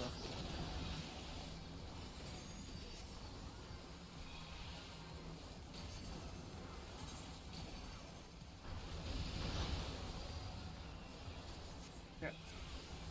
First is coming up, hold it for a little bit longer.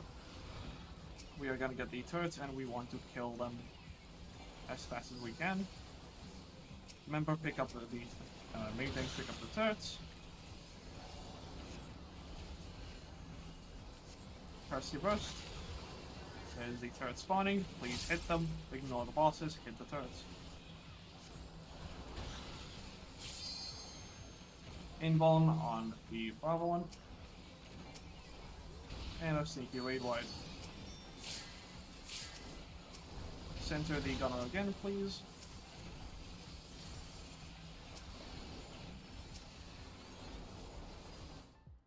And more damage on the gunner. Ignore the soldier. It's fire, stop attacking, sheathe your weapons, untarget the bosses, hands off keyboard. Don't even try. And back to the boss. Hit it.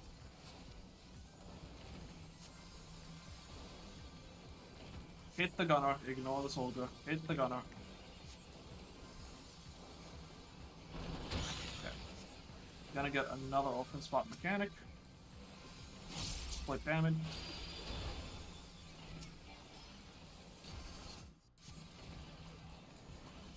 Gonna watch the untethered clones, they will jump twice. Kill the soldier. Safe spot is towards the delta, never mind. Healers to your reflect positions. Tanks, if you have your invuln, turn your stance on. Slime is north, go on south.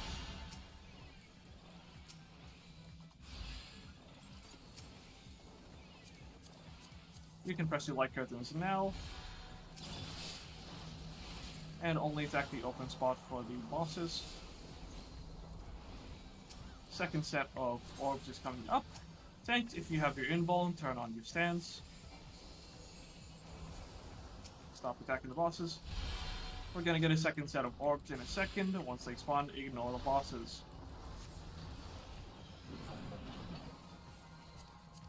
Kill the orbs, reflect positions.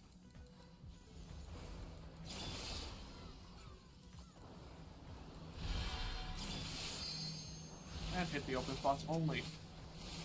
Okay.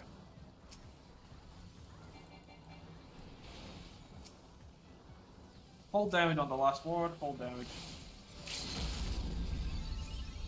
We have Halo Limerick coming in. If you have Limit Break, please use it. Okay, kill the boss. We're out of time. Alrighty. Good. Seems to have gotten a lot of people up. This 2 chests here, don't miss it. Thank you, Mokami, for the extra loot.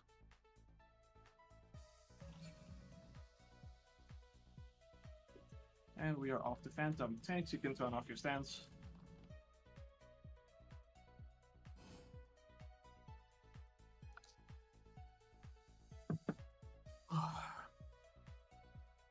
And if you are feeling a little exhausted or tired, do not worry. We're gonna have a break after this mini boss.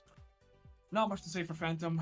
We're gonna start on Alpha or Delta for a donut, go down to the number waymark, 1 or 4, whichever side we start on. After that, we're just gonna be dodging some line AoEs between the numbers. Not much else happens here. If we happen to see ads, heal the white, kill the red. That's it. And yeah, re-raise a check if you happen to have extras and you don't have one active. Please use one. Alright, banish. Is it on Layla or is it someone else?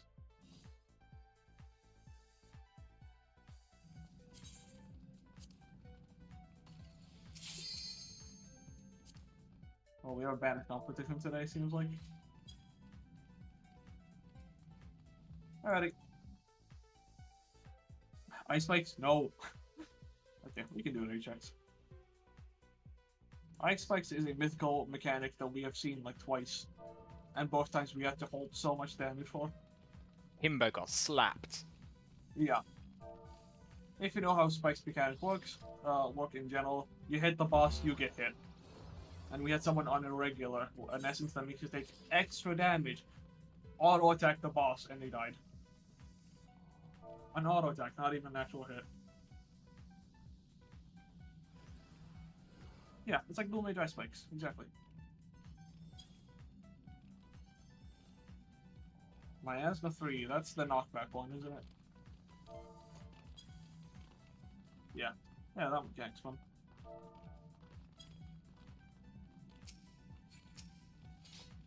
It's one of two good mechanics in this raid. Okay. Golems 1, 2. Slimes 3, 2. Golems 3, tell me when you're ready. Slimes 1, tell me when you're ready.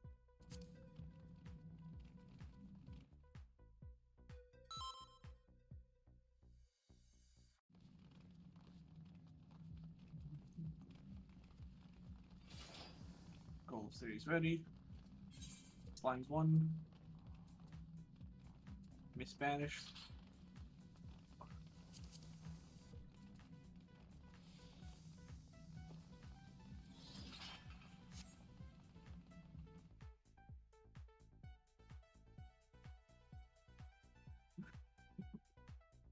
Good morning. Yep.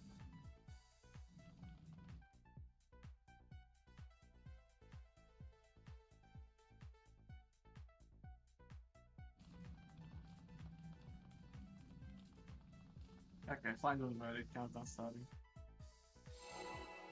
And yeah, if people are out of re-raises, we have some people that have extras they can give out at Trinity About.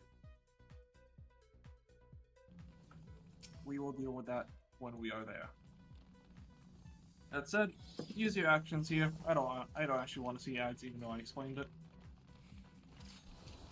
If you're ranged, feel free to gamble on Alpha or Delta. Just know you'll have to run to the other side if you do. If you fail. And let's go.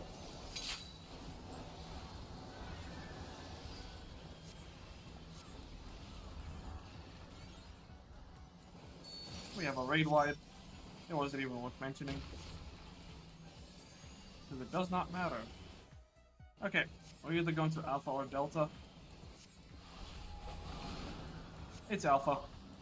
It's always Alpha. There's gonna be a donut. We are gonna go all the way down to the 1 marker. Once you're at 1, then stop.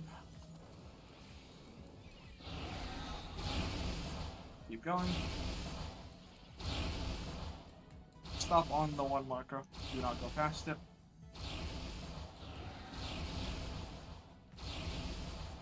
Wait. Go to 2.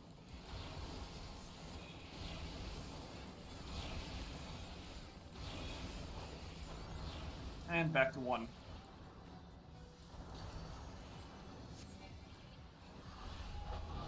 We're gonna wait for 3 hits on the 2 column. I'm gonna count down.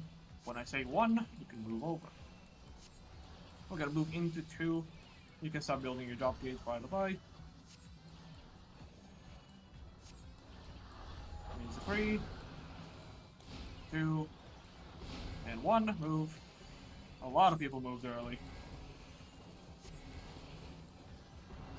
Yep. Never mind. There are traps ahead. Don't run. We could raise the dead, just to be sure. If there's a range that has an extra perception that has their font of power or their rest run out, feel free to slot it. Okay, we have some perception. I'll let you take care of the raises. I'm gonna check what the traps. Don't run ahead, there are a lot of traps in this bit.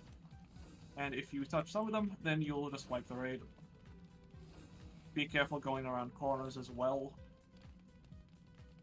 Down the stairs, there's even more traps, so do not touch them.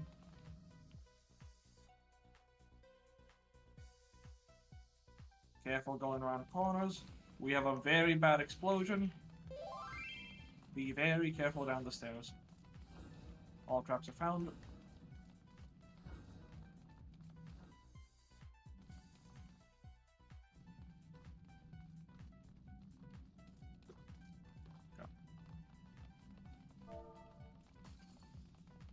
And once your eternity about, we are gonna take a small break until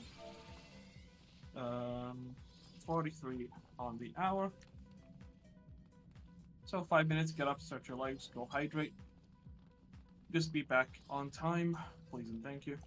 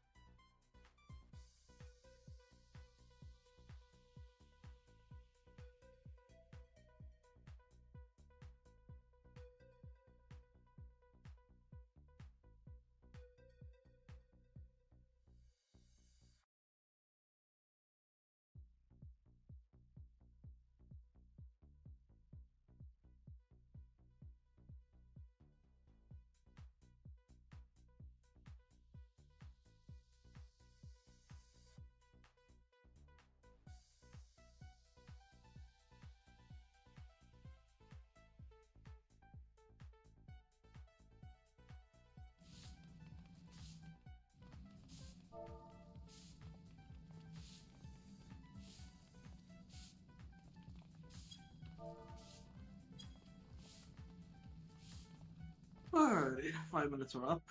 We can do a day checks, wake up people.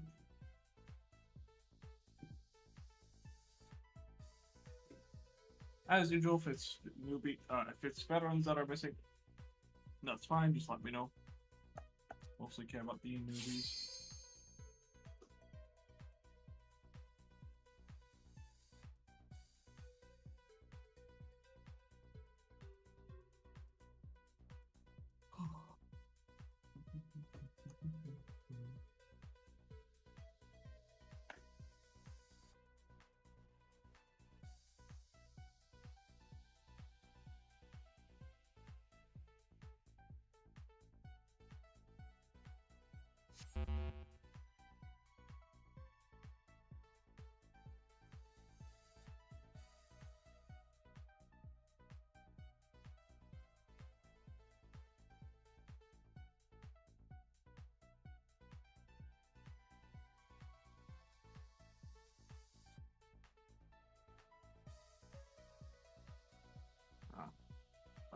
Goals 1 and 2.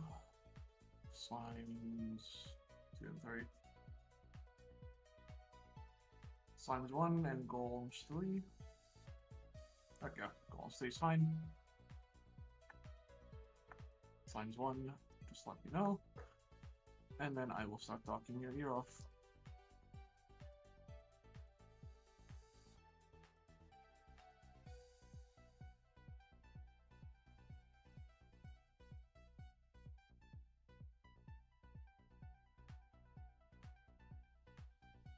Kristen, you have no ears, you have pawns. I think that was Blood Rage. Not me, for once.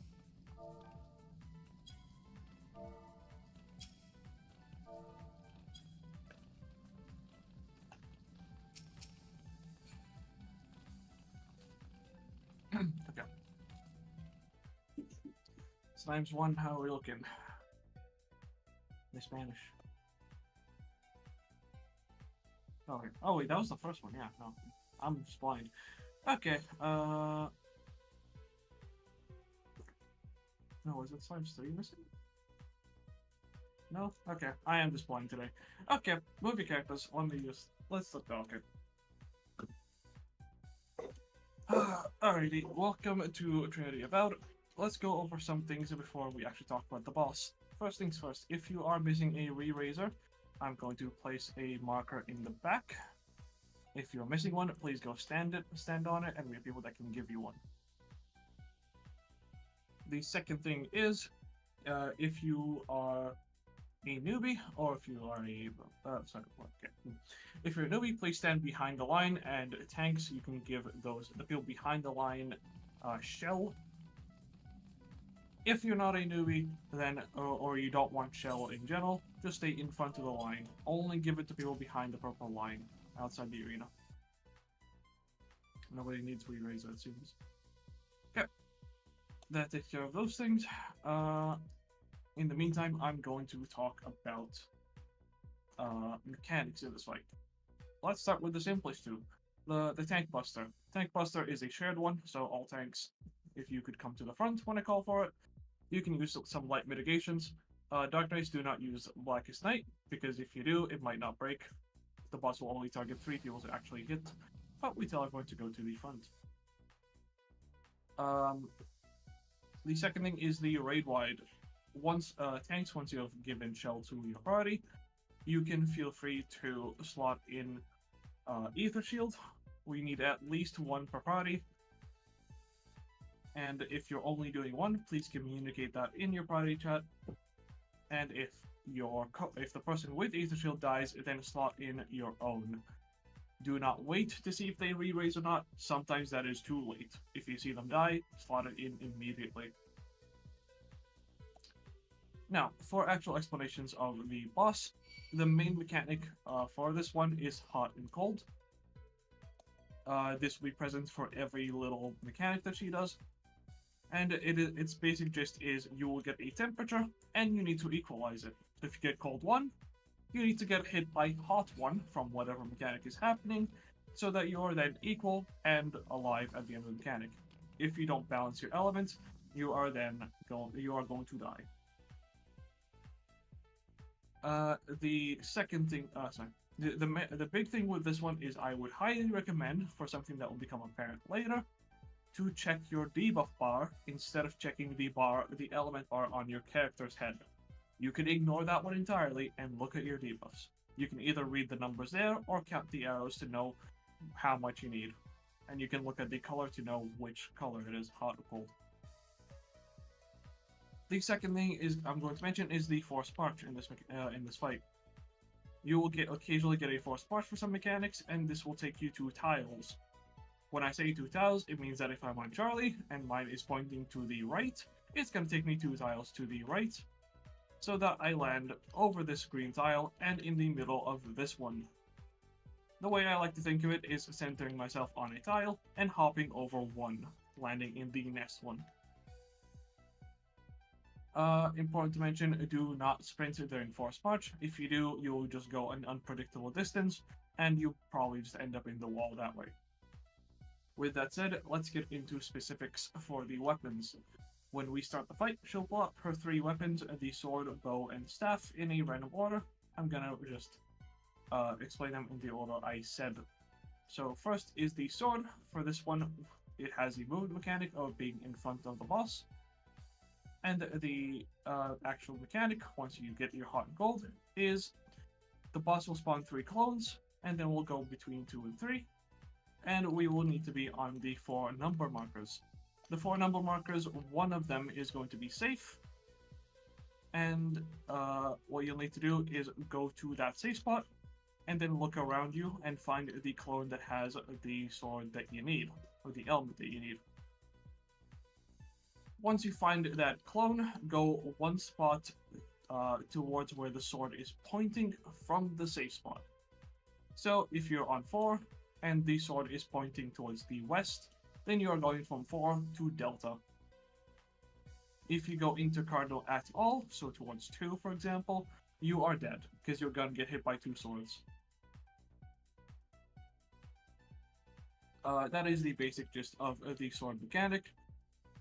The swords will swing twice, so if you are unsure on the first swing, you can just stand in the safe spot and not get hit, and then figure it out on the second hit. The second one will randomize though, so keep that in mind.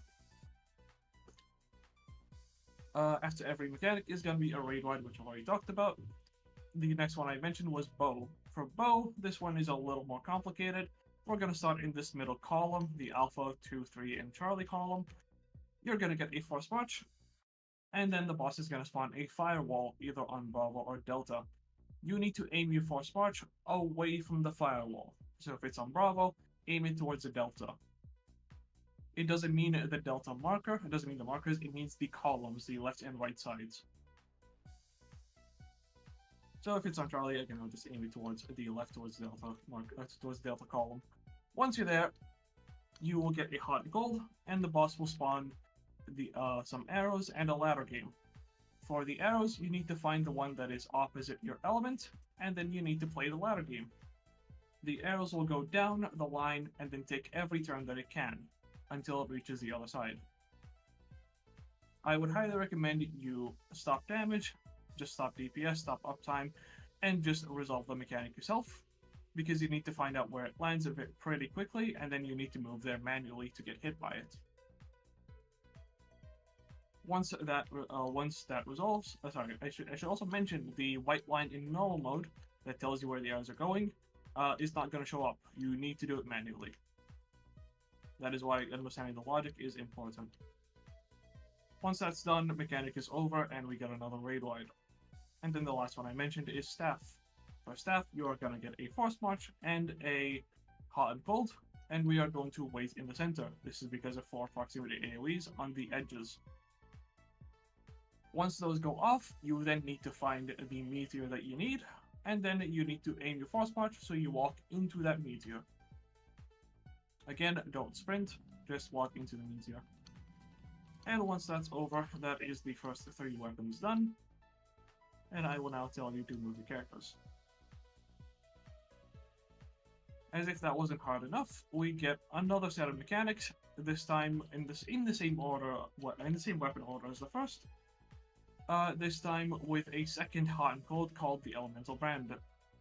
This is something that will shift your temperature after the mechanic has resolved, which is why I tell you to look at your debuffs and not on the bar on your head. Because if you look at your debuffs, you can equalize those, and then the brand applies, and you're dead. Yeah, move your characters, wiggle check.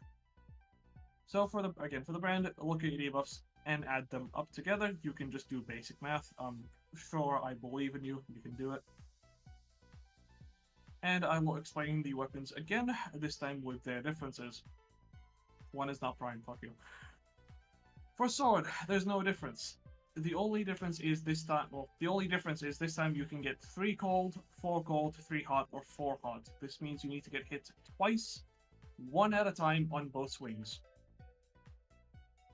If you get 2 different elements, then you just need to add them up and find out what single element you need, and then get hit by that. Again, if you have that, then you can stand on the safe spot and figure out your element fast in that time. That is the only difference to sword. For bow, this is the one that tends to kill people. The boss is going to spawn clones on the north and south, and then spawn the firewall. We need to dodge the clones, and then run away from the firewall, this time manually, and I will tell you to use sprint. And once we are on the correct side, you're going to get a few things. First is a hot and cold, second is an elemental brand. You need to add them up, find out what element you need. Sometimes it is nothing. This is because the ladder game has an empty spot on it, which you can follow as if it was an arrow and find out where it lands. Once you know where it lands, you're going to have a third thing to do. You're going to get a forced march. So what you need to do is find out what element you need, follow the arrow to where it lands, and then position yourself so you march into that arrow. It is a lot to take in, that is why it is the one that kills people. And that is why I very highly recommend you drop uptime, if not to figure it out, just to make sure you don't turn your character in the wrong direction. That said, that is it, and then for staff, you are gonna get another hot and cold and another elemental brand. Add them up together, find out what single element you need, only one this time. And then you need to look at the meteors in the corners, find the one that you need, go to it manually this time. And then you want to check the north and east walls because more clones are gonna spawn, and they are gonna do some line AoEs. Only one square in the quadrant is gonna be safe. So if you look in the bottom right, I'm gonna place down the number markers. Only one of these 4 is gonna be safe, for example. But it is the same for all 4 corners. So if I say outside corners, it means the outside corner of every corner is safe. If I say inside corner, it's the inside one towards where 1 is, the white tile. The other 2 callouts for the 2 and 3 in this example are a little weird. For 2, I'm going to say east-west, or Bravo Charlie, Bravo Delta, if I happen to remember. And for the 3 one, Alpha and Charlie. Another easy way to do it, if you see people jumping, they figured out the safe spot, just trust them and pray. That takes care of all the mechanics. I know it's a lot to take in. If you have any questions, feel free to ask. Say no on the ready checks that are coming up right now. And yeah. And yes, we now have twice Gun Ruin. But the only thing that give those in this fight is not doing the dodge mechanics of the weapons, which I now realize I did not go over. I said sword is in front, bow is behind the boss, and then staff is away from the boss. That said,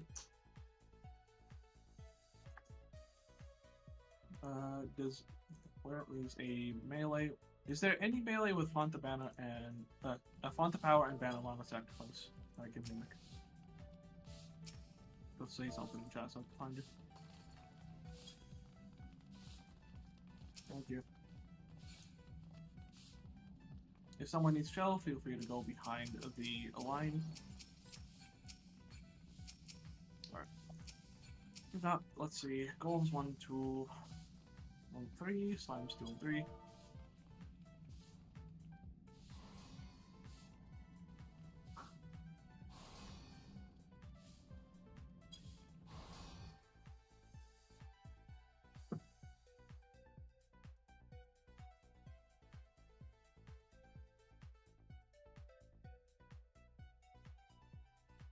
Yeah, I got it. Good.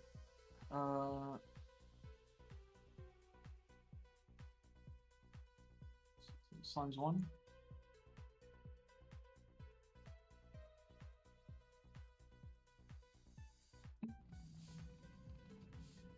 Okay, there's a distinct to Slimes 1. This is truly the one of all time.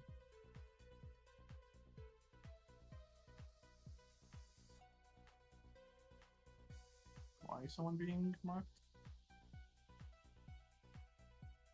Because they need shell. Yeah, might as well. They have dance partner though, that might all for some stuff. Yeah.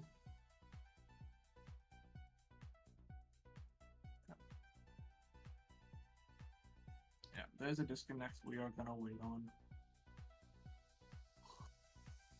Because if we pull and they happen to be inside the arena, they just die.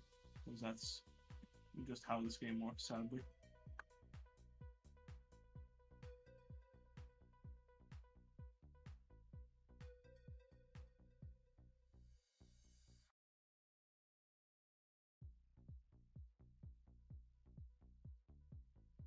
In the meantime, remember to move your character. I probably did that already.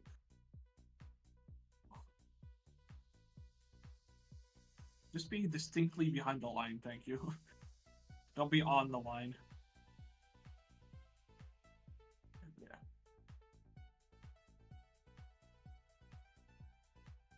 I'm trusting what they've been saying. That's not behind the line. Yeah. Stay behind the line by the traps. So, no, don't. 48 people online. 48 people. Can we get another ready check? There we go. And we're going. For the first raid wide, don't press any big mitigations. We have people doing fun stuff, and there's a buff cap in this game, which means if you get over 30 buffs, something's gonna go.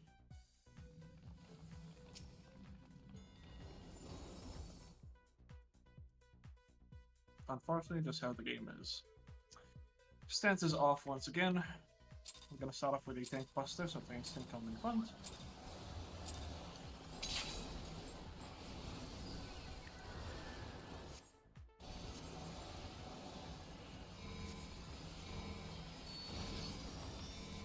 Tank buster, and then it's gonna be a raid wide. You can already put ether shields up. Ether shields up for the raid wide.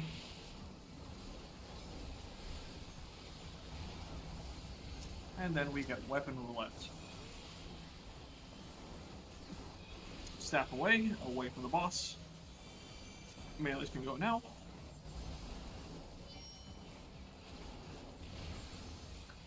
Back on the boss. And it's sword in front of the boss. This is truly the worst universe. Bow, staff, sword.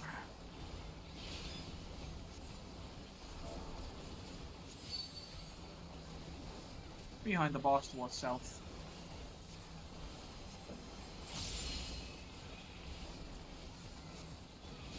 It's gonna be another tank buster, so tanks team comes in the front.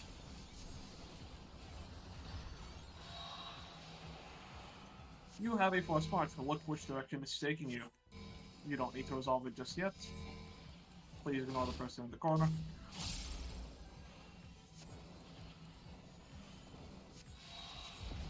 And we're going towards the delta. Aim towards delta. Aim towards delta.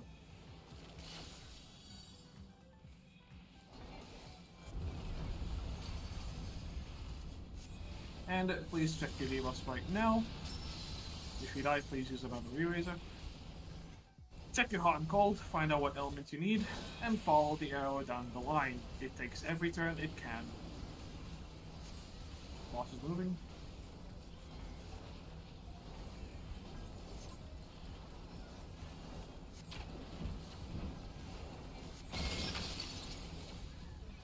Back on the boss.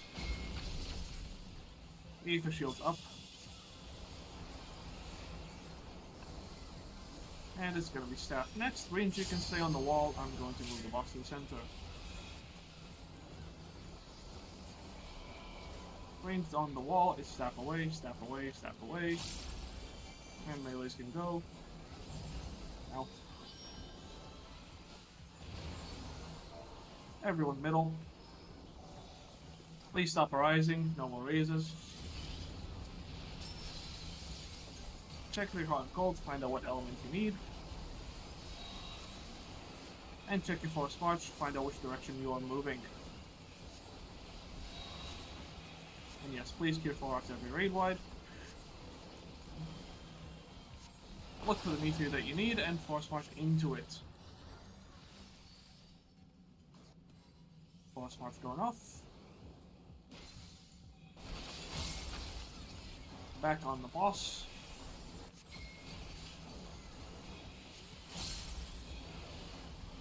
Ether shields up, ether shields, ether shields. And it is sword in front, so we'll just be towards the middle.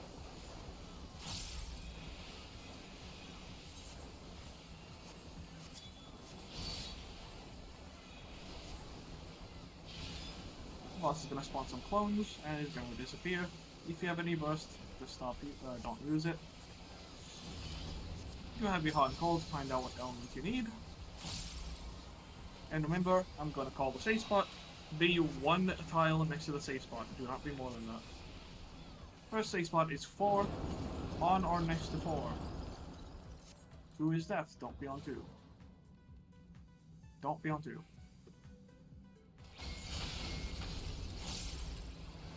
The second safe spot is 1. Safe spot is 1.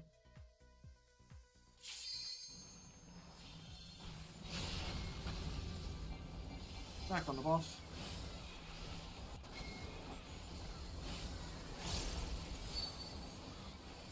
Ether shields up. Press your burst, press your damage. 2 minutes to be up. Next is bow again. You can be towards south, it'll recenter. Bow behind, towards south.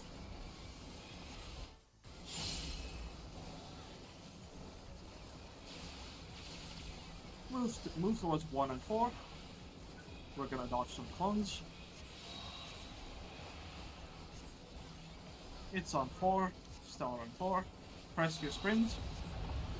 Wait. Go towards Bravo. Towards Bravo.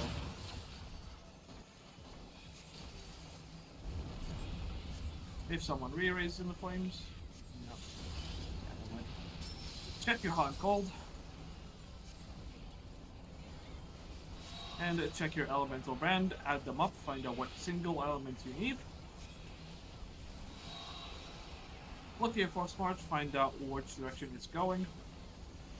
You need to find your arrow, find where it lands, and position yourself so you march into it.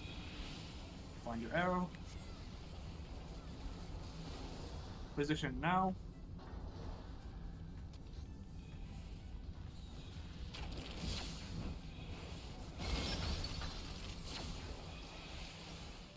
Back on the boss. Raid wide, ether shields up.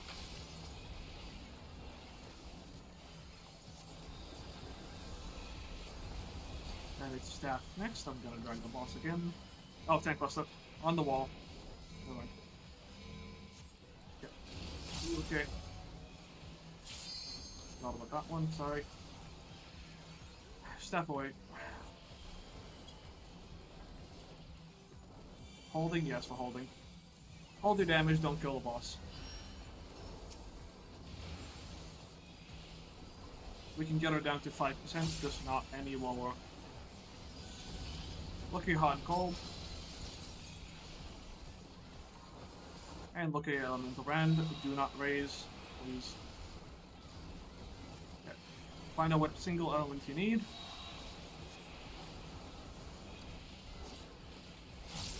Do the mechanic, stop damage. Find your corner. It is Bravo Delta. Bravo Delta greens.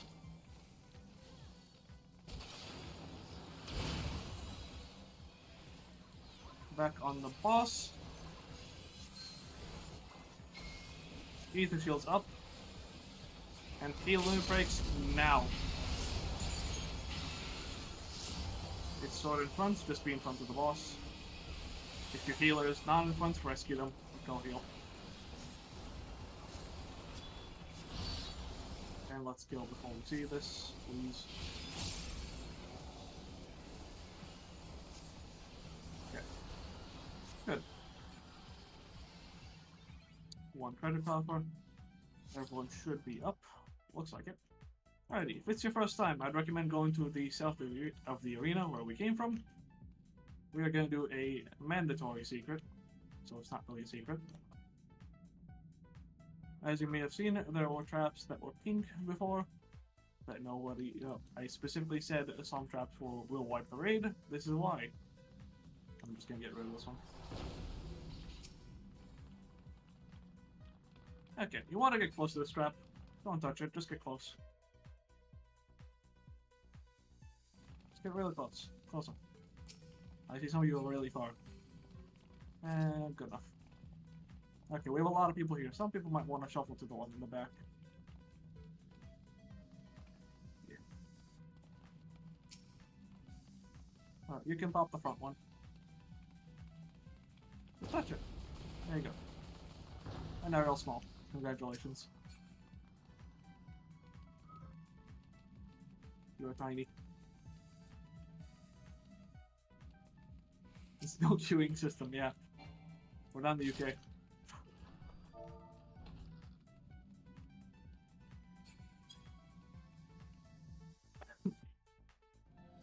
And a fun fact as we are running, the scaling here is not 1-to-1. Some races are just taller than they should be, while Fells are for some reason the tallest. So congratulations, you feel big for a day, kinda. Why do you think I come here so often?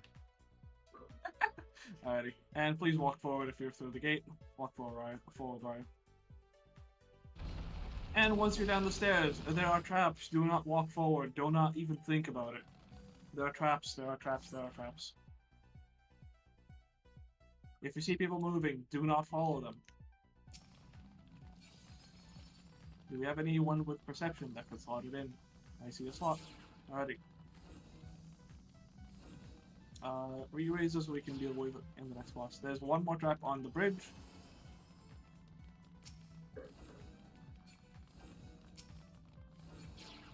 There we go.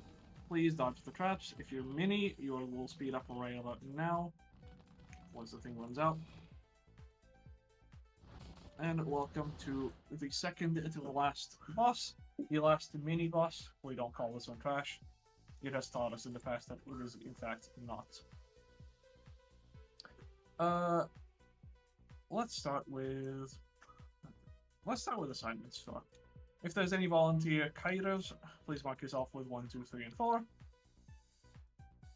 For 1, 2, and 3, I'm gonna take 4. Yeah. I will assign everyone a backup, and I will assign everyone a trapper if you so need. Okay. Let's see. For backup tanks, Zed, if you could be with me on 4. Just basically the co-tanks. Place Rod with Freya. 5 now with Meyer, and Gilda with 1. You're just gonna follow along with the number tanks, and if the number tank happens to die, please provoke the ad they were kiting. This way we don't have them go loose. For the 4 tanks, are you comfortable doing your own trap? If not, then I will assign you a trapper.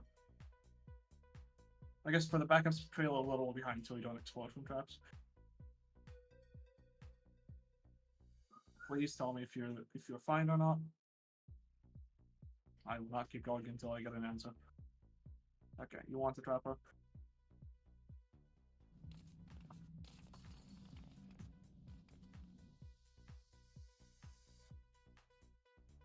And there's the trapper next. The next leg. Oh yeah. So wherever you are kiting, you'll just do the next stretch. Okay, Frey, you want a trapper, Sanguina, if you could do that. Yeah, clockwise. Okay. Then let's go over mechanics now that... actually, second thing, dispels. I'll tell you what to do with dispel later, just gonna have confirmed dispels. 3 or 4 for this bit.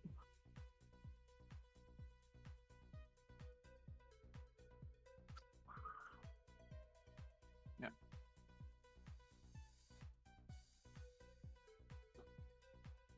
And yeah, okay, I'm getting a notice in my link shell. If you do not have a re-raiser active right now, but you have one in your holster, please use one. We do have more to give out, but we'd rather at Queen rather than, you know. Yeah, please go off. Okay. Sanguina, can you do trapping for Freya? That'll be from 3 to 4. Okay, thank you. The spell's confirmed, everything's confirmed, cool. Let's get into explanations. As you see in front of us, we have Mr. Steve. I'm not going to try to pronounce his name today. He is not actually the dangerous part of this encounter. His little kids are, the 4 Minotaur monks. Once he is down below 70%, they will spawn. He'll just go untargetable, and the 4 of them will spawn. At the same time, the arena is going to shift, so only 2 rings are safe. You can see one here, next to where we are. It is a little lightly colored, and there's one in the middle. These 2 rings are the only safe spots that we will have in this encounter. For the healers, you want to be center. Everyone else, you want to be on the outside. For the people marked, I will tell you where to go in a moment. But yeah. For this phase of the fight, we are gonna have the 4 numbered tanks turn their stance on and kite the Minotaurs around the arena clockwise. So from 1 to 2, 2 to 3, and so on. And we'll just keep them going until the 4 Minotaurs are dead. Everyone else that is in a healer, you're going to be on the south side, and you're just going to be killing the Minos as they come. Once you've killed one, go counterclockwise towards the numbers in descending order, so from 3 to 2, and hit the next one. We want to make sure all 4 Minos die as fast as possible. There is no DPS check on this fight, however, the shorter that phase is, the less deaths we'll have, because there are a number of mechanics that are happening in that phase that are extremely deadly. Let's go over the tank assignments first. So, Maya and Favna, you're going to be on 1. You're going to take the Mino that spawns in front of 1. They only spawn on the Cardinals. Freya and Lacerod, you're going to start on 2. Gildor, is that not Gildor? Yeah, wait. No, Gildor and Bun, you're gonna start on 3, south, and you're gonna grab the one in front of it, and then myself and Zet are gonna be on 4. Yeah. Sanguina, you're trapping from 3 to 4. Okay. For the mechanics in this phase, the big one to take care of is gonna be push and pull. You're going to get one of 2 debuffs, either a push or a pull. And if you look at the ring, there's an image in the run chat, or you can look inside the game. There's a little notch on spread around the ring. There's one towards the inside of the arena, and one towards the outside. If you get pushed, you want to be on the inside, so you're pushed to the edge. And if you're on the outside, you want to get pulled, so you're pulled into the middle. If you're on the ring, it does not work. You can only do this in the little alcoves, the notches, whatever you want to call them. You can either memorize both, you can have them on a second screen, or you can simply memorize one, and if you get one that's not that one, then you do the other. The other mechanic that we'll get is going to be the lightning ring around the arena. If you see the lightning ring, it's a thin one, you need to hide in a notch.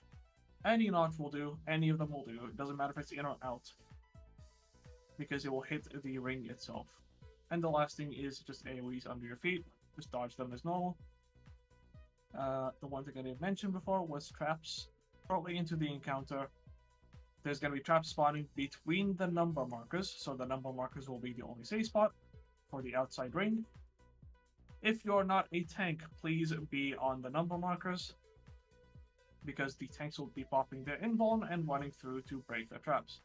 Healers, pay attention to your tanks, and be sure to Isuna them if they get a poison, or heal them if they get an explosion, especially for the Dark Knights.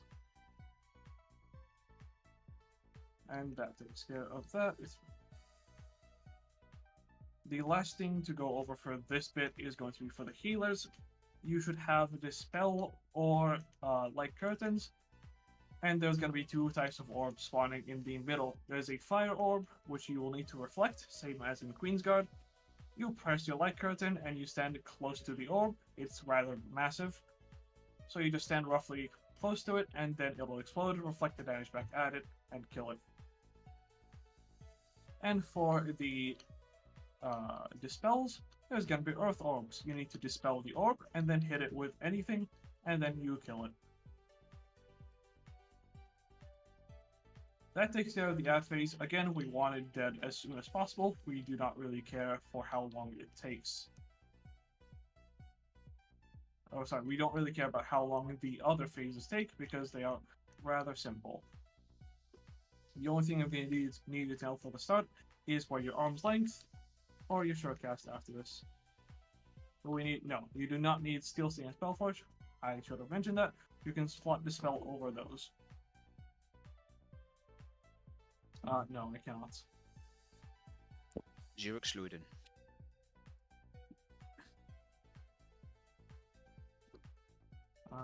Wait. Let's see. Shortcast. That's what I'm looking for, yeah. Arm's length shortcast. Just know where that key is. You will need it at the start and later in the fight. We can start doing ready checks. If you have any questions, ask now.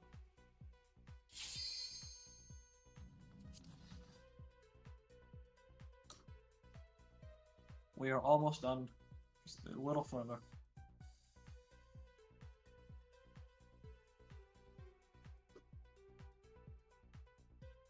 So when we pull the boss at the start here, do not use your burst, do not use your big damage unless you're the kiting tanks. Because we will want to burst down the ads as soon as we can. The heals disperse on the inner ring. Inner ring, disperse. There's no assigned spots. Reflect what you see, dispel what you see. If you can do both. You can also only do one if you want. That is perfectly fine. You don't need to hit the minors as well. So you can just focus on doing your job and also surviving. Yeah, food reminder. Let's see. Golems 1, 2, slimes 1, 2, 3. Golems 3 waiting on you. And then I will count down. Wiggle check. I mean, the ready checks are wiggle check.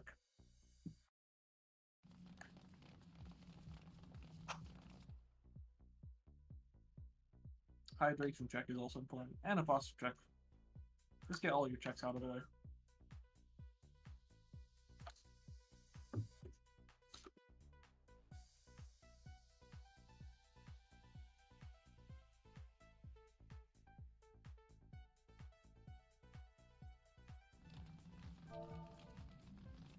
Shrimp or no shrimp? No shrimp. Less shrimping, more simping.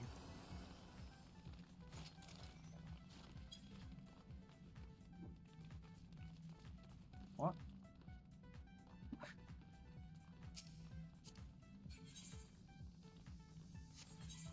Okay, that's fine. We'll just add some explanations.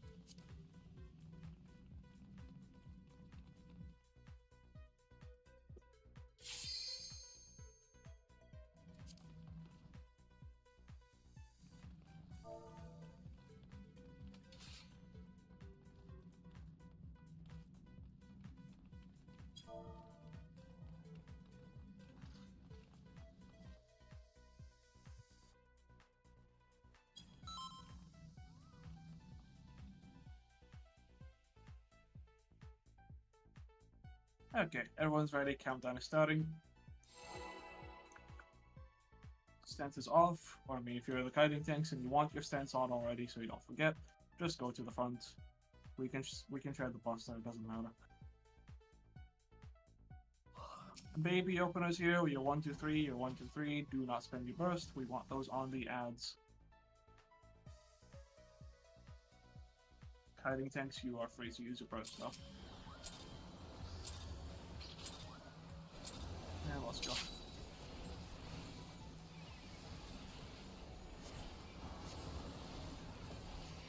We're gonna start with a tank buster. Please aim it north, north, north, north. Alrighty. And I need you to find your arm's length. You will need it now. Arm's length, shortcast. And dodge some cleaves. There's 3 of them. And there's the third. Kiting tanks, stances on. Gonna get a big AoE out, out, out to your positions after this. Out and away, positions. Tanks pick up your Mino.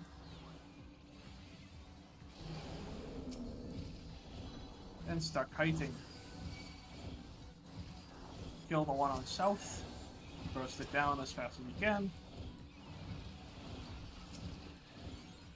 And back to a number marker, to a number marker. To the numbers, do not move.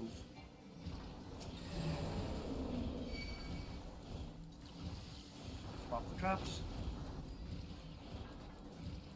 Issue the tanks if they need it.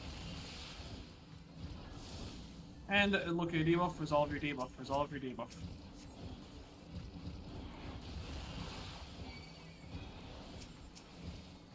We're gonna get a lightning ring. Hide in a notch, any notch will do. And some orange AoEs, just dodge them. Keep killing the Minos, there's no rush. Keep dispelling, keep reflecting in the middle.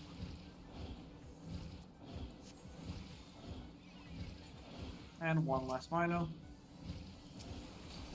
We are gonna get some debuffs, but we will not need to resolve them. However, we will hide in a notch. Hide now.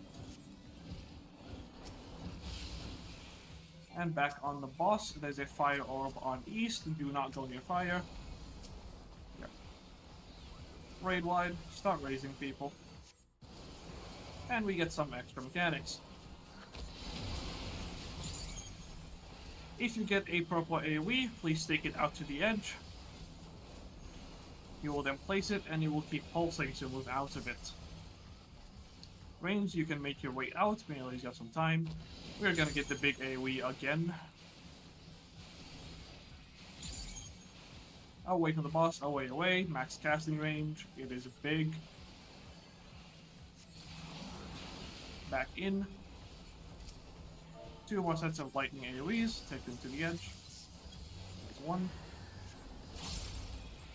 Remember to move out of it. And there's another. Stack up in middle, we're beating proximity. Move away from it about half the arena is fine. Sprint, and back in. Dodge some cleaves.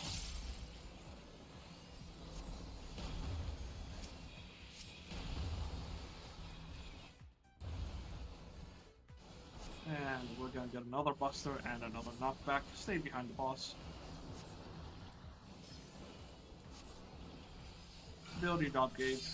Keep getting people up.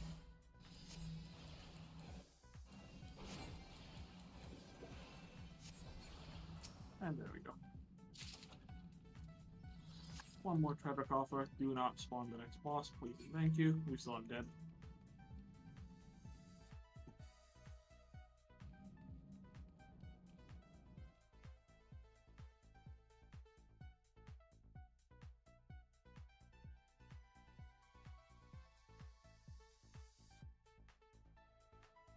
Okay.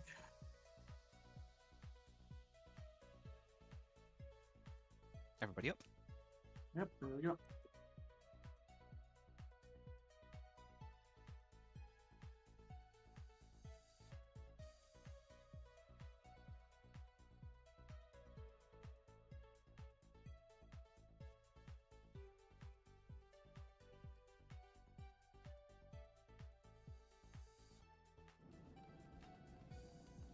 Okay. A few things to go over first, before we even get to explanations. First things first, cutscene. I'll wait for people to be out of it. I'm gonna place down a Bravo waymark. If you are out of re-raisers entirely, none active, none in your holster, please stand on the Bravo marker.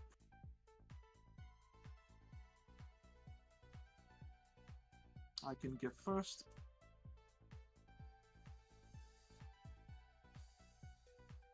And if you get a re-raiser, please move off.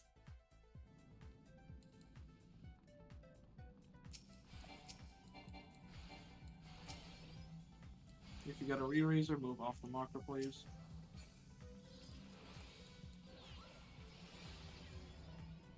I see 2 people with it.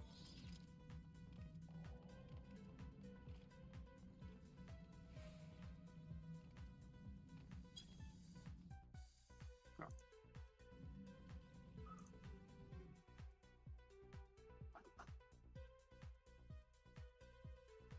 Build up timer, it's fine, it's 39 minutes.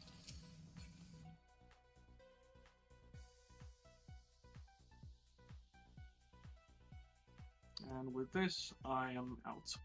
Okay.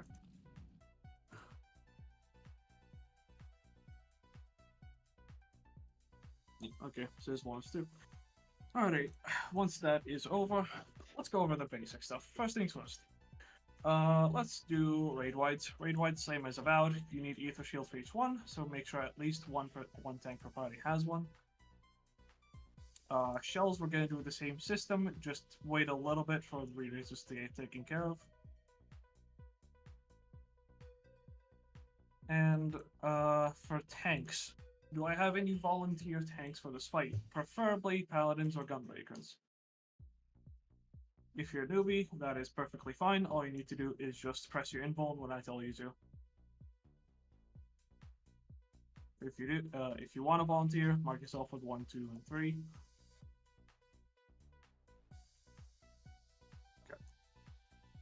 Okay, that needs to be taken care of. Okay, we have a 1, missing 2 and 3. If nobody volunteers, I will volunteer, because I know there's people that can do it. Other than that, if you want shell, please be behind the line. If you don't, please be in the front of the line. And tanks, if you could start giving that out. And I will get into explanations. Okay, first. Tank 3. Supply drops. Sanguina, you are getting 3. Where are you? Hiding, apparently. Okay, there you are. And there's our tank 3. I'll be 4 as backup. Okay, let's talk mechanics. Welcome to Queen. A lot of these explanations are going to be relatively short because they involve mechanics from Queen's Guard, but I'm gonna go over the new unique mechanics for this fight before I do that. There's the markers. So let's start with Northwind's Glow, because this one will appear several times with different mechanics. The Queen will spawn 3 orbs on the arena. These orbs will then extend, and wherever they will intersect will be a big AoE. What this basically means is I'm going to call for a letter remark that we move towards. Alpha, Bravo, Charlie, Delta, or I might refer to them with directions. I'm going to try to use the letters themselves. That is what it means for everyone involved. As for the actual mechanics, let's talk about first chess. First chess is going to be a little hard to call out because of the markers. Safe thing to do is just follow the marked 4 or the Dorito, unless you took it off. It is going to be a Northwind's Glow, and then the Queen will spawn knights around the arena, and the knights will move and do a cross AoE wherever they land. Again, can be a little hard to call, but I'm going to try my best. The other exclusive mechanic that we're going to see is going to be the Reflects and the Dispels. The Queen, halfway through the fight, will get a gauge. Whenever this gauge hits 100, everyone that has a light curtain needs to press that light curtain. You can put it on your bar as a reminder. And once you have pressed that, then you are safe to be anywhere. If you do not have any light curtains, please say something right now, and we can help you out. When this happens, the Queen also needs to be dispelled 4 times. This is because she gets a number of buffs, and if the raid white she does once she gets them is not dispelled. Sorry, if she's not dispelled by the time the raid white goes off, we are effectively dead.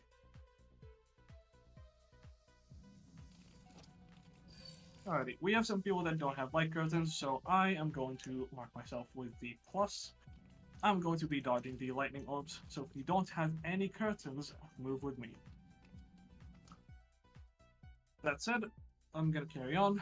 The last thing to mention for unique mechanics is super chess. And this is where the explanation gets a little long and a little complicated. The queen will give you two debuffs. They will be number markers. If you look in the thread, you can see the icons for them in the last card. They're either going to be 2, 3, and 2, 3, or 4. You get 2 of them, so they will add up to 5, 6, or 7. You need to look at your debuffs and find out what the total is, 5, 6, or 7. From there, I will tell you where to stand for this mechanic. The queen will spawn a safe spot on the north, and the guards on the 4 walls. Where you stand should be safe from the guards, and then from there I will tell you where to move. You need to move as many spaces as you have numbers on your head. Once the numbers disappear, then you need to stop. We're always going to be moving towards the right as far as we can, and then towards the north. There is a chance I tell you to play in the Bravo and 3 marker, or the 1 and Delta, depending on which way we face. In which case, you do not go to the wall, you just stay on this column right here, where I'm jumping with a plus. Once you resolve your first set of numbers, then just stay still, and wait for the for the guards to move, and then you'll move into the safe spot for the second one. Even if it kills you, even if you get doomed from it, just move into the safe spot. We've had instances where people die, re-raise, and then die again because they are not in there. So it does not matter what you have, it does not matter if you die, it's better to die once than twice. That covers the queen exclusive mechanics. Let's talk about the guards mechanics that are gonna come back. These are coming back in the form of Relentless Plays. They are Queen's Guard mechanics on top of Queen mechanics herself. The first one is going to be the Wind and Lightning Puddles, as well as North Wind's Glow. So we are going to go to one side of the arena, and then to Wind and Lightning Puddles. And then you're going to get an open spot. For this mechanic, the guard is always going to be between the purple and red markers, so you want to aim your open spot towards there. He is not going to be in the center, he's going to be towards the purple and red. Once you do that, you need to look for the sides, because you still need to do the turret after. We're going to be on the east and west. Once that's over, Relentless Play 2 is going to happen. Relentless Play 2 is going to be a knockback from the Knight, followed by Queen Cleave, and then the Soldier's fake clones, and then another Cleave from the Queen. This one is a little hard to call. I'm going to have the plus on me. You can probably trust me. If not, you can probably trust Vega, the little potato that we have here. Relentless Play 3 is going to be the in or out mechanic with the Garuda Claws from the Knight, followed up by turrets from normal mode. Gunner turrets from normal mode. The gunner shoots at the turrets, they ricochet shots around the arena. And the last one is Relentless Play 4. This is going to be a knockback line. So the Queen will spawn a line on the arena. It will knock back away from it. So if it's on Delta, it knocks towards Bravo in that general direction. Along with bombs, so I'm going to tell you where to go if you're tired or not. And fire or ice. You want to get knocked towards the bomb that you need. And then once you're there, you either stop moving entirely, or you keep moving on the bomb. If you're not on the correct one and it is fire, you have a second to adjust after the fire finishes. Wait for it to finish, then move. That said, that is all the mechanics. If I do believe, we can start doing ready checks. Let's play 4. So the Queen spawns a line, you might have seen it in normal mode, which does a knockback. The line, you then need to get knocked back into the bomb that you need, which I will tell you which one it is, and then you get fire or ice. If it's fire, you need to stop. If it's ice, you need to keep moving. You can only adjust for the bomb with fire after the fire finishes, not before.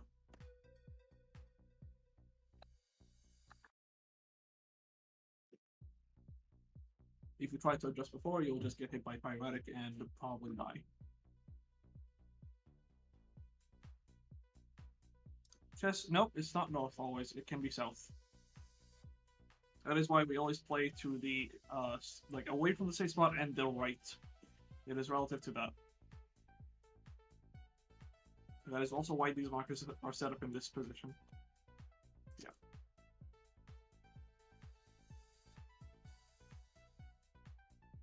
If you see people marking themselves with 5, 6, or 7, they're probably telling you where those numbers go, by the way. There are instances where I'm gonna say like 6 in the corner, that means the very bottom right corner. Or like 7 next to, sorry, like 6 next to 3, it means, or sorry, left of 3, which means on this tile. Because it's looking at the same spot left of the number.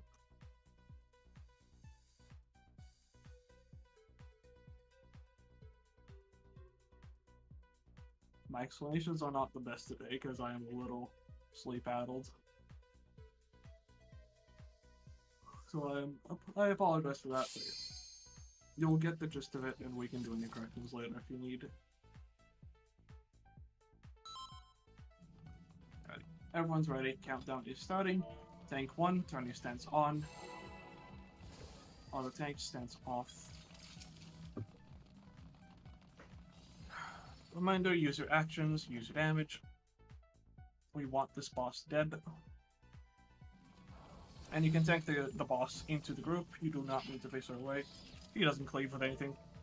And it makes seeing things a bit easier.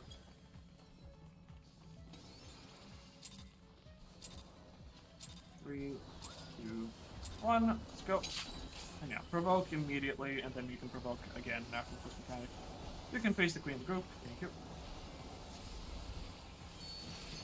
We are gonna get a raid wide, ether shields up.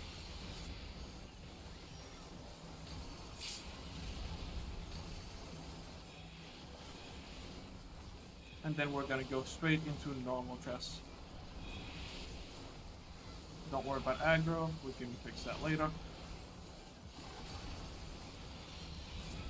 Start towards the middle, we're gonna get North Wings below first.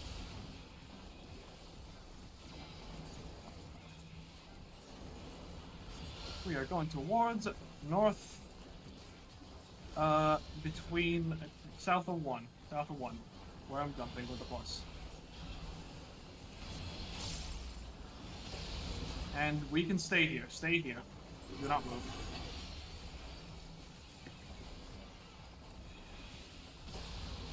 Tank 1 provoke.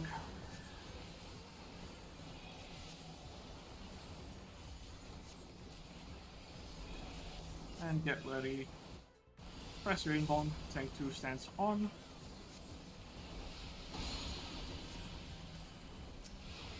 And provoke. Ether shields up for the raid wide. I would recommend not going away from the group, because you might miss ether shield. And get towards the middle, we're gonna get super chest. Find the safe spot, it's gonna be big and glowing. Move away from it and to the right. Safe spot is in north of Alpha. The bottom is not safe, the right is, so we're gonna have 5 on 3. Sorry, 5 on 2, 6 below Bravo, 7 on Charlie. 5 on 2, 6 below Bravo, 7 on Charlie. Playing all the way to the right.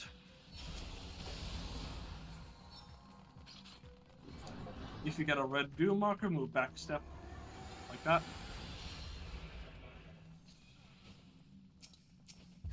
And move back into the safe spot.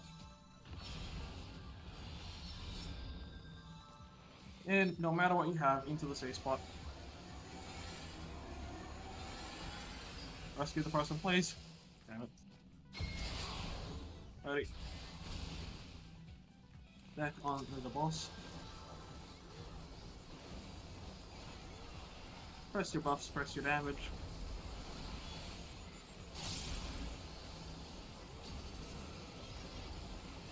You're getting a raid while the ether shield's up. It's a good time to raise people. And I will need you to know where your light curtains are. You will need them in a second. If you do not have any light curtains, I'm gonna put the plus on my head again. If you don't have any light curtains, I'm on the left. Follow me. Dispel the queen.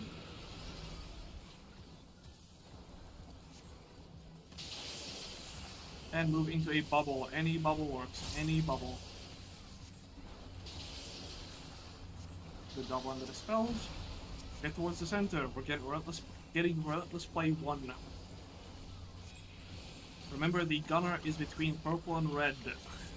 Keep this in mind.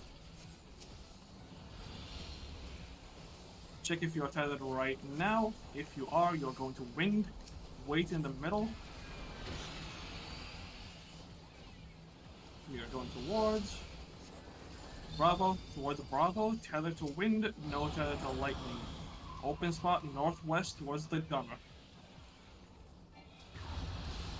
And towards a turret now, towards a turret. Tank 2, get ready. Wimbledon now. And Tank 3, turn on your stance. And provoke. Frost is coming up, please hold it, and get towards the middle, get it, let's play 2. The boss will disappear in a moment. We're gonna get a knockback alongside a cleave.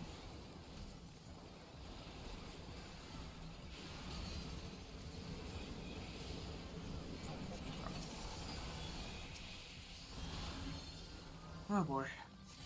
Get knocked towards Delta.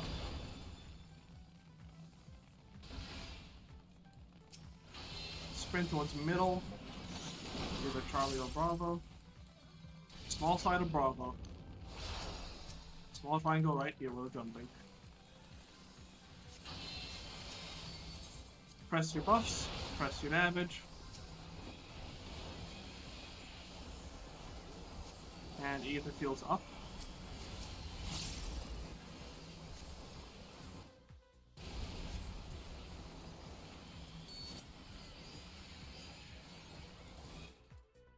And we're gonna get super chesty yet again. Look for the safe side. Look for the safe spot. Move away from it and to the right. Get a south on Charlie. The bottom is not safe. The right is. So 5 on 4. 6 below Delta. 7 on Alpha. 5 on 4. 6 below Delta. 7 on Alpha. Gonna play all the way to the right again. Move now. Once the number disappears, then stop moving. If you get a red doom marker, move back.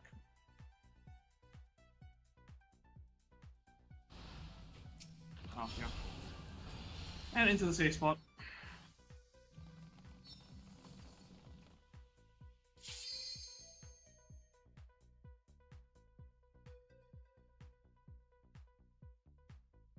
Tank 3 is alive. Be ready to invuln. And healers, check if you have Limit Break 3. If you do, press it. No need to arise. LB3. And you can hold aggro. Everyone stack up on Charlie, where we are.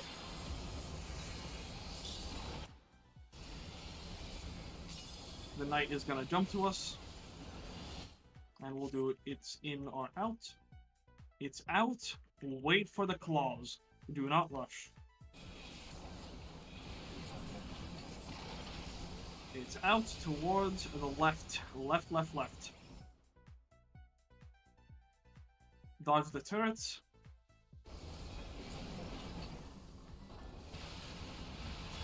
And the light curtains now. If you don't have one, okay, never mind. Good job.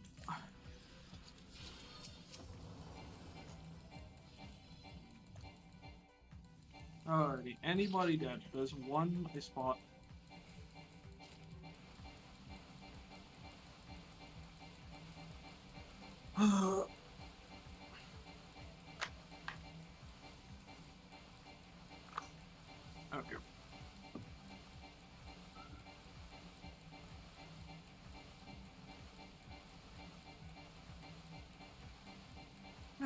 Good job with the clear. This is our highest newbie count in how long? I think like we've seen 17 or 18 in the past couple of months, and that's like the peak. Yeah, I want to say we got past 20 in months. I'm scrolling. I'm gonna find it. Yeah, good job. This was one of the most stressful runs I've done in a while, just because the newbie count. Been a bit worried about it because I don't want to leave people hanging on like an enrage, and then not get them to clear before new content comes out and we just stop. But yeah, good job. Thank you all for being prepared. Thank you all for showing up.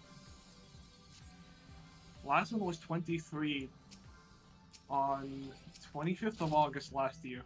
Jesus. Yeah, it's been a while. We still have one dead, by the way. Please get them off. If we have any arises left, I know some groups are out of them. Yeah. If people need like help getting fragments again, if you're gonna come back on more runs, by the way, say something. We can supply you. We know this was very intensive, especially on arises. Yeah. That said, once everyone's up, we can take a picture of the tree. So feel free to get in position. Do your favorite emote. It's a 10% chance to arise, by the way, if that makes you feel any worse. Alright. 15%? We have new math on this. Nice, alrighty. Listen, I want numbers on 6 million arises. Only then I'll believe 15%, because it feels closer to 3%. Yeah, sometimes it does. Alrighty. Yep, feel free to pose at the tree. Get your best G poses out of the way.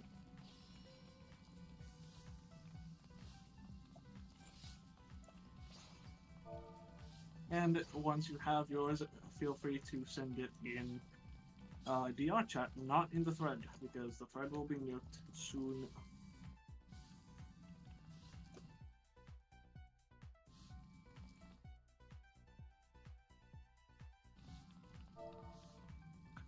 Yeah.